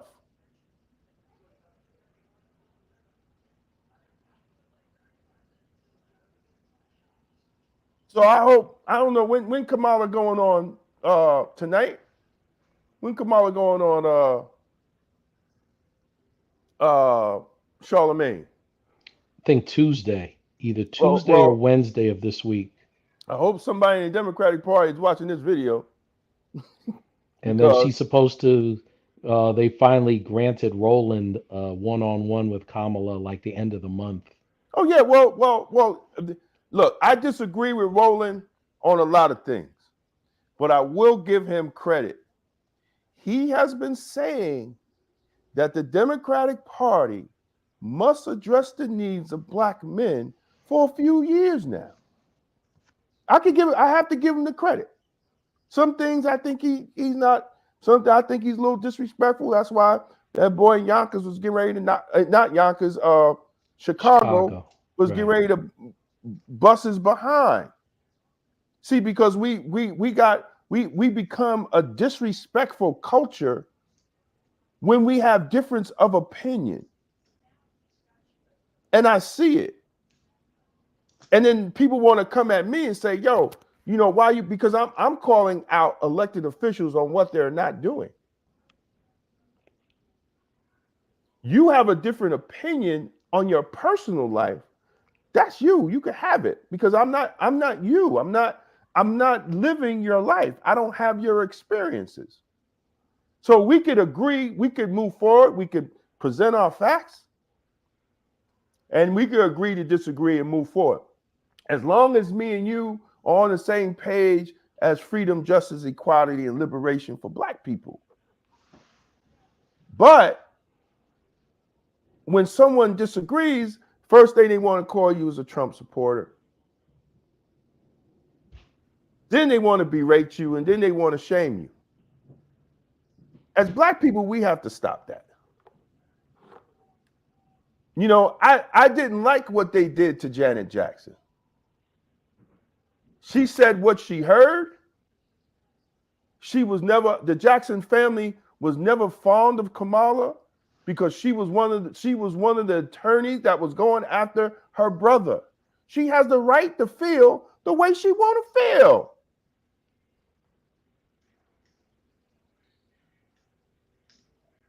Like y'all are bugging.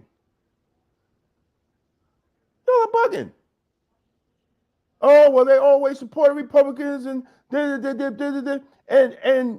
all the things that the Jackson family has done for black people. And y'all will flip on the history of the Jackson family for black people that they done for black people. The things that Michael has done for black artists and entertainers. We are losing our mind. We got the money part. We don't have the marriage part. We don't have marriage meaning the science of mating, and we most definitely do not understand the science of warfare at all. No.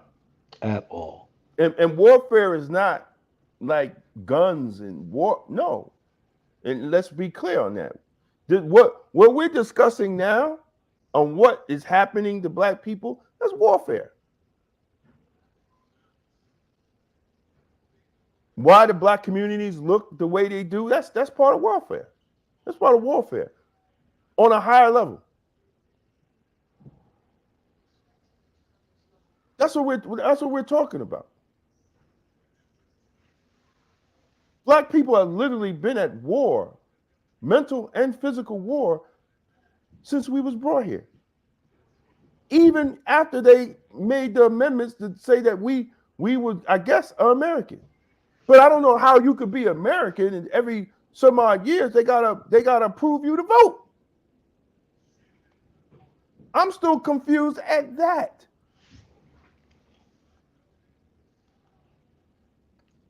And whoever these all your legalese that's watching, please explain to me how are we actually American, and how many years is it? Every 10, 50, whatever years, Congress has to vote to reinstate us to vote.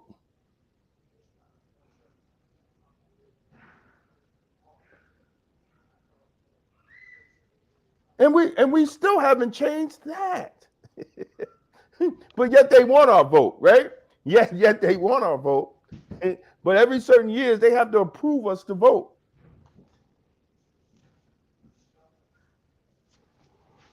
So what happened if one year they just don't vote on that? What's going to happen to black folks?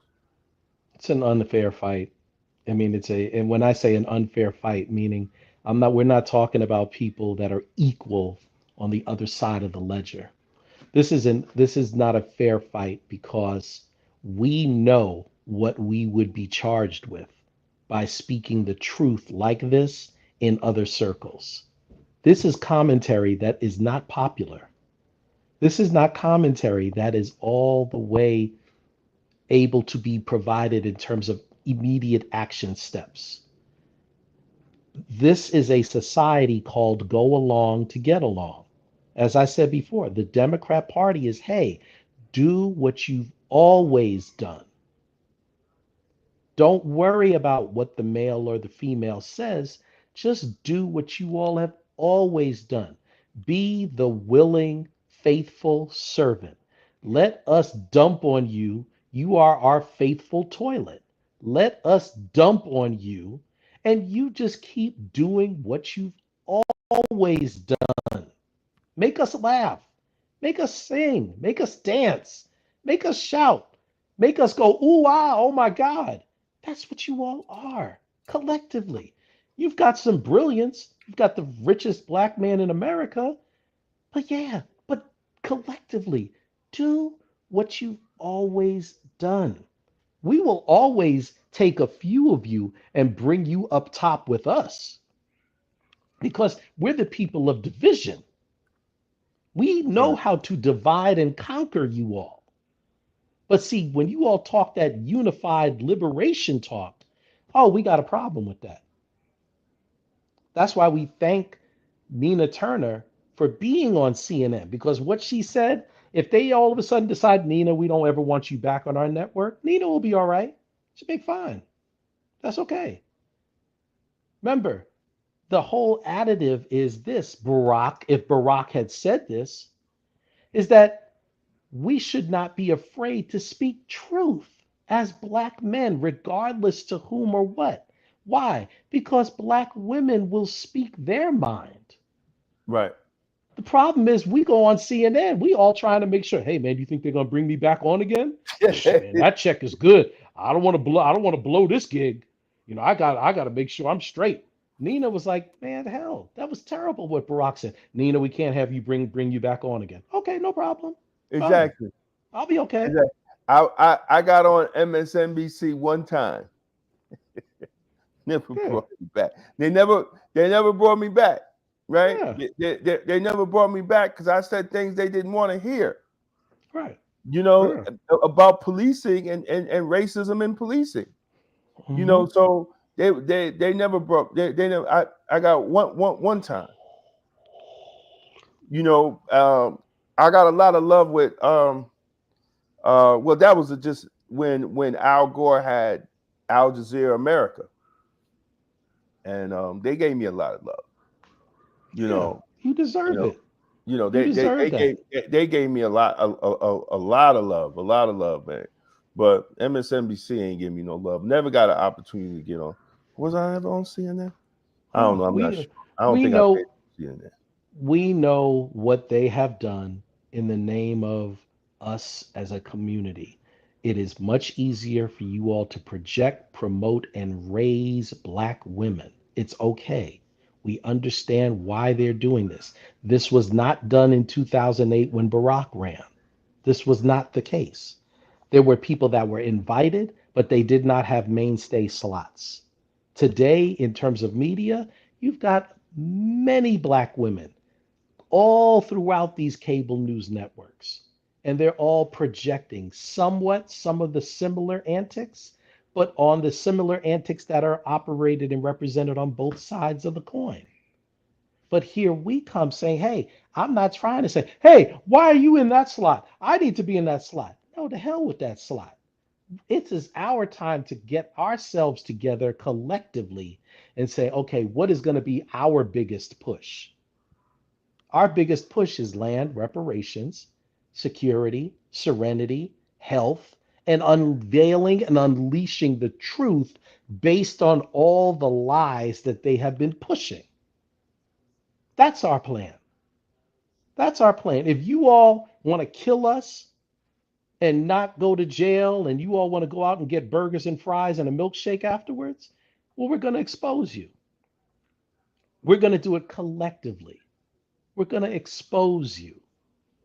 And that's one of Yo, the things that is way, way, way, way, way overdue. This is not, well, you expose her, but in 4 years, let's get ourselves together so we can vote. No, the problem that we have is we vote people in, and for some reason, as soon as that man or woman get elected, that script changes. I don't know what it is behind them old buildings in DC, dude.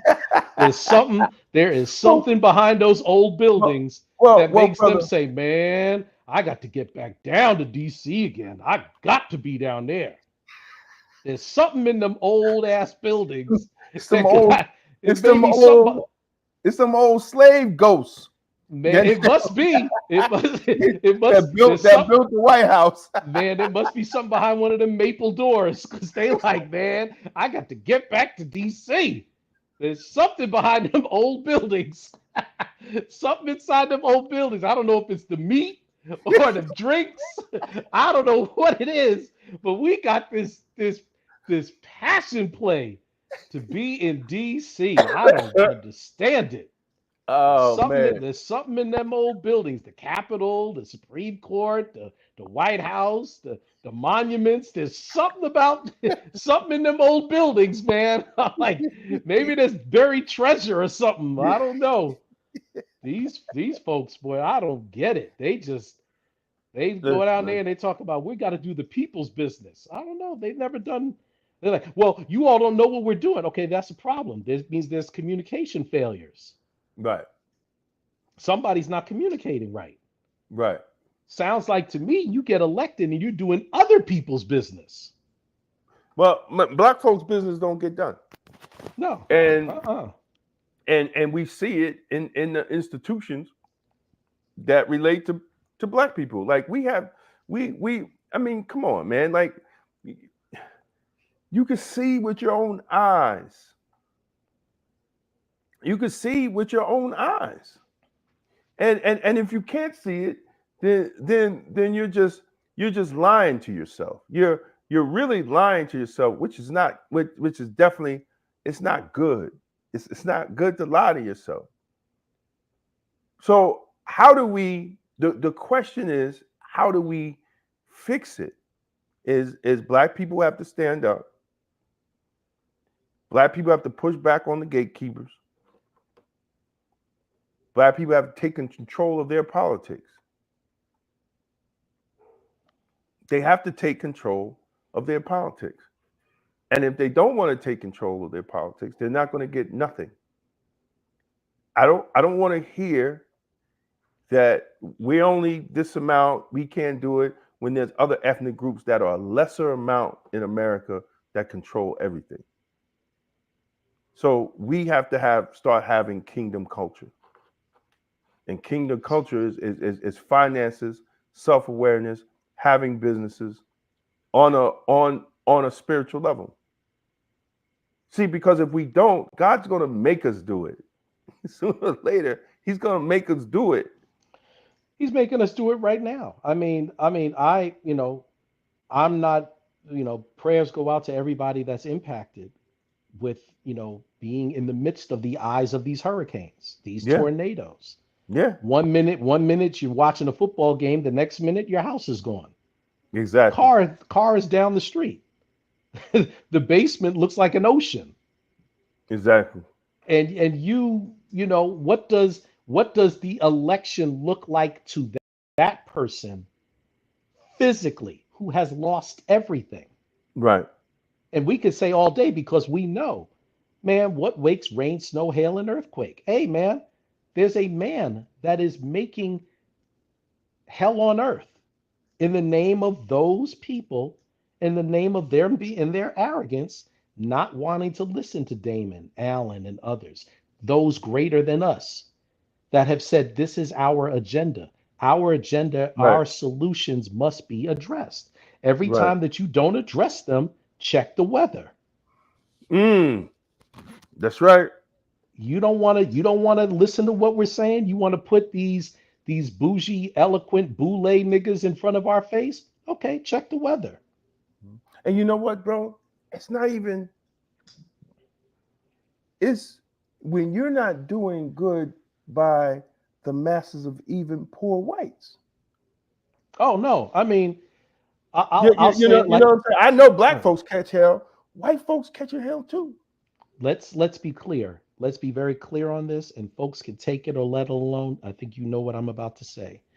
Folks, if you truly believe that a Mexican guy with a Tampa Bay Buccaneers football cap and a tropical shirt is coming across the Rio Grande to quote unquote take your job, if you truly believe that a Venezuelan with a Raiders cap and a black t-shirt is coming across the Rio Grande to take your job, let me explain to you what's really happening. You are not connecting the fact that the United States has done a lot of hell around the earth. You are not privy and you're not looking to see what your own government is doing in the name of foreign policy. And in the process, now you have a tremendous folks. Think about that person who lives outside the US and a bomb that the US gave someone went off, Mhm. killed their mother, killed their father, killed their sister. Now that young person is grown up. Now he's in the US. What you think he came to the US to be a cab driver? I'm not predicting anything to happen, but understand what your government is doing in the name of Barack, in the name of Trump, in the name of Biden, in the name of Kamala, in the name of those who have decided that they want to at least see if they can become the next president. Look at what your country is doing. They called Obama for 8 years the droner in chief Right. because he was the main man that was approving drone attacks all over the earth. Well, not only the droner in chief, they called him the deporter in chief. Right, exactly. But what I'm saying is that when you look at the narrative provided to you, what we know is this: if you end each sentence with these words, yada, yada, yada, yada, yada, and they lie, whatever you hear on the news, hear the whole sentence, and at the end, put in the words, and they lie too. Just put that in there. Because I think not you, D, but I think sometimes we get a little lost and we start thinking my brother, my sister, my cousin, my friend lie. No, your president, your vice president, your secretary of state, your treasury secretary, they lie. They lie. They can lie. This is not honest engine. They lie. They do lie.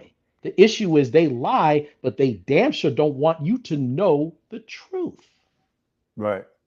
Right. So we say it, and you're like, yeah, but who are you all? I know. We ain't, who we? I know. Who are we? Who the hell are we? I get it. But I still tell you, they lie. They lie. if you read scripture, it's always somebody that's not very well known, not the most popular person in the class. You know, the guy that's way out there in the field, he's not in the fanciest car. He don't got every credit card in his wallet. You know, he lives very modest. She lives very modest.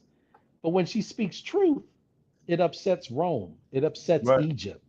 It right, upsets Sodom and Gomorrah. It right. upsets those nations. It upsets them.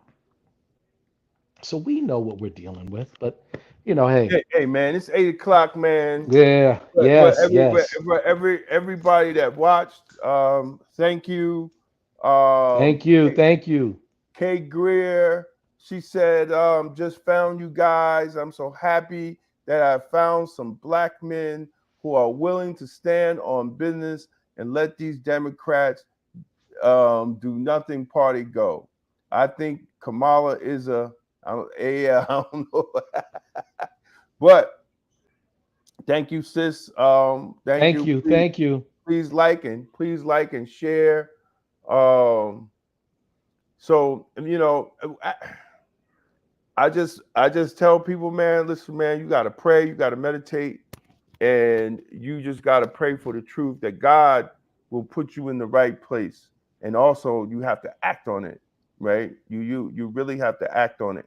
And I thank my brother Alan, man, for coming on tonight. Thank you, sir. Thank you for AJ this. couldn't make it. We had a little issue with the website. So he's on there trying to fix the website, but go to blackwestchester.com for the latest news with the black point of view. We got a lot of great articles up there. And I wanted to say, I was trying to find it, man. I refreshed my doggone Twitter, but one sister had posted that even with Hillary Clinton, black men was the highest voting male ethnic group for Hillary Clinton. So she went all the way back to Hillary to debunk this BS that the Democratic Party, y'all Democratic Party, y'all got to get with the program, because we're not going to fall. Black people are not going to fall for this anymore. And Nas, and let me try to find Nas's joint. I was really shocked. Nas, I'm trying to find Nas's joint. Well, Nas has posted. He posted, it's a shame, something about the Kenyan man trying to tell black men to vote for the Indian woman. That's very interesting. So that was on Nas's Twitter page. I'm going to say it again. That was on Nas's Twitter page. I just saw it, and when I went back, I guess it refreshed, and I can't. I don't see it. I'm trying to find it, but that was on Nas's Twitter page. So, they are.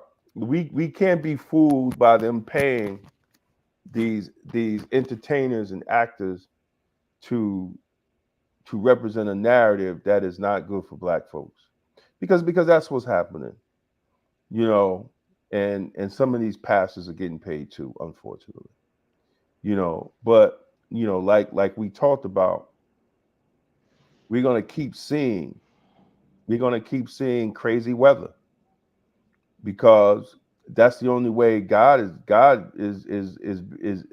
making it an equalizer. You do wrong, karma, and it's coming through the weather. The weather's going to get worse, but they like to say it's global warming. No, that's God, man. Like, let's get it. Let's call it what it is. Let's call it what it is.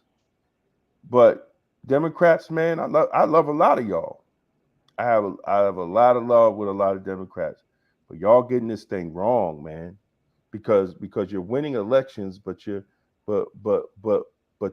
losing your character, your integrity, your spirituality in the process. And maybe you don't care, but it's all going to come back, and it's coming back now because, dude, like I have to. That's, you know, we have to sit back and we have to watch this, Brother Allen, and really analyze what you said. I know I'm trying to close out. Did Barack Obama do it for her to lose? Because why would you do something so polarizing at this juncture? Those are the kind of questions we need to ask. We need to ask, hey, you definitely did not increase Kamala support. Right. So if that support waned come election day, it's like, I'm not voting for her. And some people say, why aren't you voting for her? Well, I didn't like what Barack Obama said. It's like he tried to bully me, tried to manipulate me. He was detached. He was arrogant. He was cocky. He was conceited. And he tried to make it like we're so stupid that, we got a problem with a woman being president. Right. In the name of like our buck teeth are out saying, yeah, Barack, I'm going to show him. I'm going to go out here and vote for her. What are you, high? What are you, high? Oh, It's like this twisted reverse indication. I just know this. I'm in Vegas. This is the gambling capital. I don't gamble, but I will say this. I can tell you this. This coming election, Black men will probably decrease in the number of Black men that vote for Kamala. And the percentage will be higher for Cornell, Jill Stein, or Donald Trump. Right.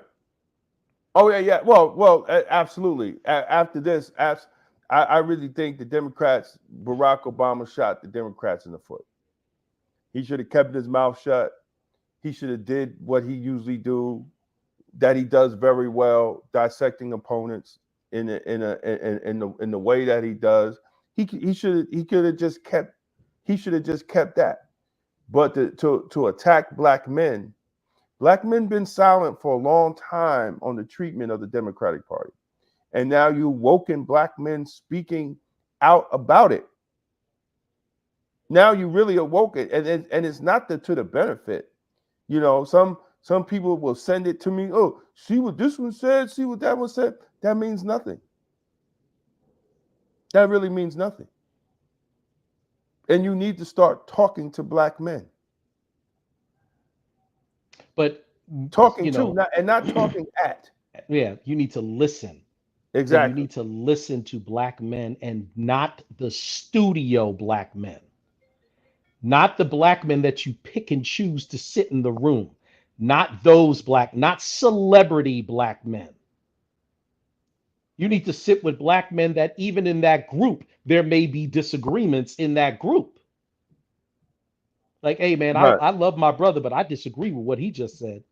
Well, who are you going to vote for? I still am trying to figure out who to vote for. If somebody says that, your arrogance doesn't say, well, if you don't know who you're going to vote for yet, you are just, no. Stop this Black snottiness. Right. Stop the Black arrogance. Please stop this. You ain't that fly. You all are not setting the world on fire. Please stop all of this. Stop this Black snottiness.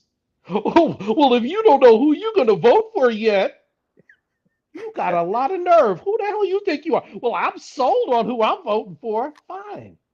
You get your choices from a cereal box. I don't. Right. I don't like what Kamala has said. I damn sure don't like certain things Trump said.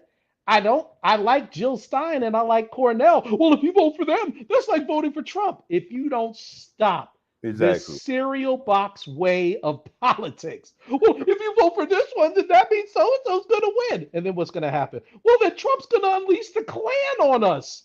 Shut up. Yo, oh man, I got to get off because I was about going to say we was going to go into a whole nother, go to a whole nother conversation because I really wanted to.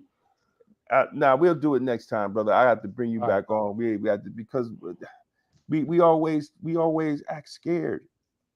That's it. We're not. We Black don't act people. scared. We are scared. Black people. First of all, black people we not are going nowhere. scared.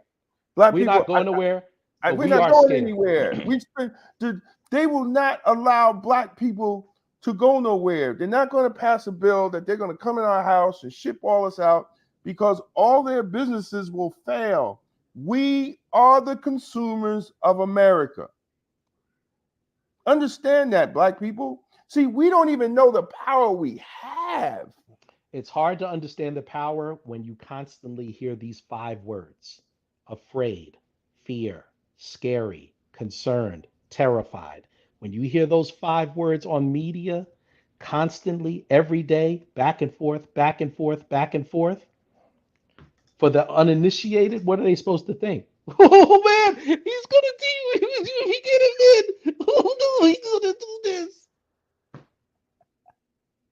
Listen, we have so much, man, but we're just not utilizing it, and they're scaring us to death. Yeah, they're scaring us. You don't hear no other ethnic group talking about Project 2025. No, they don't. They out here getting paper. The They boogeyman. building Project businesses. 25. What's gonna happen? Oh no. Come Scared on, man. Scared. Look all the money, man. $2.7 trillion we spend. Our churches got $2 billion a year, and we're worried, and because of our disunity, we're worried about everything else. But we had unity, and the money that we spend, we will be in power. That's too we will be scary in of a power. thought. Oh no, black unity. Oh no, what's gonna Exactly. happen? What's gonna happen? Oh no. Exactly. And for all your people, and I'm gonna put it in the description. Y'all need to get 2 books. Dr. Claude Anderson, Powernomics, and get Dr. Amos Wilson's The Blueprint to Black Power. That's right. The Blueprint to Black Power. And you got these socialite Negroes that ain't never read those books, because I know they haven't read it because they're not talking about it. Too arrogant to read it. They're not talking. They're not talking about how the first thing we must do is get land. Too scary. Too scary of a thought. It's too And then businesses. Too scary of a thought. It's too scary. And buying our politicians. That's why politicians don't do nothing for you, because you don't buy them. Politicians are for sale. They're all for sale. That's right. But we don't buy them. Others do, like AIPAC, they buy them. No, they've been monitoring them ever since they were in college. Exactly. So they did an early investment, i.e. Hakeem Jeffries. They knew Hakeem before he got him. They knew exactly what he was going to be. I don't even know how Negroes be putting Hakeem on the pedestal, and he's bought and sold. Now check out what you just said. Hakeem represents a majority black section of Brooklyn, and yet speaks on behalf of people that are not in his section in Brooklyn. Exactly. Goes to war for them. Fights hard for them. Anyway, I got to run, my man. Yeah, I'm out, man. Run. All right. I want to thank everybody for I want to thank Brother Allen, man, for coming on. And this is the People Before Politics radio show. And for all y'all, I'm going to have the link. I'm going to link, because we talked about the scent of the day. And ladies, one of the scents is Spectre Ghost, and the other scent is Spectre Wraith. Holidays is coming up. Definitely, sisters. That's something that you could get your man if you're if you're a man, if you like to smell good and you don't want to hurt your pocket, things is tough. You could get these flavors, or we watch it. I talk about the colognes, at the opening of the show. So thank you, man. Thank y'all. Love y'all. Stay safe. Stay spiritual. Happy Day of Atonement. Happy Day of Exactly. Atonement, Happy folks. Day of Atonement. Peace out. Peace. 22 million black victims of Americanism are waking up, and they're gaining a new political consciousness, becoming politically mature. And as they develop this political maturity, they're able to see the recent trends in these political elections. Any minority that has a block of votes that stick together is in a strategic position. Either way you go, that's who gets it. You're in a position to determine who go to the White House and who stay in the doghouse. You're the one who has that power. You and I have never seen democracy. All we've seen is hypocrisy. Today and look around America, we see America not through the eyes of someone who has enjoyed the fruits of Americanism. We see America through the eyes of someone who has been the victim of Americanism. We don't see any American dream. We've experienced only the American nightmare. We haven't benefited from America's democracy. We've only suffered from America's hypocrisy. And the generation that's coming up now can see it and are not afraid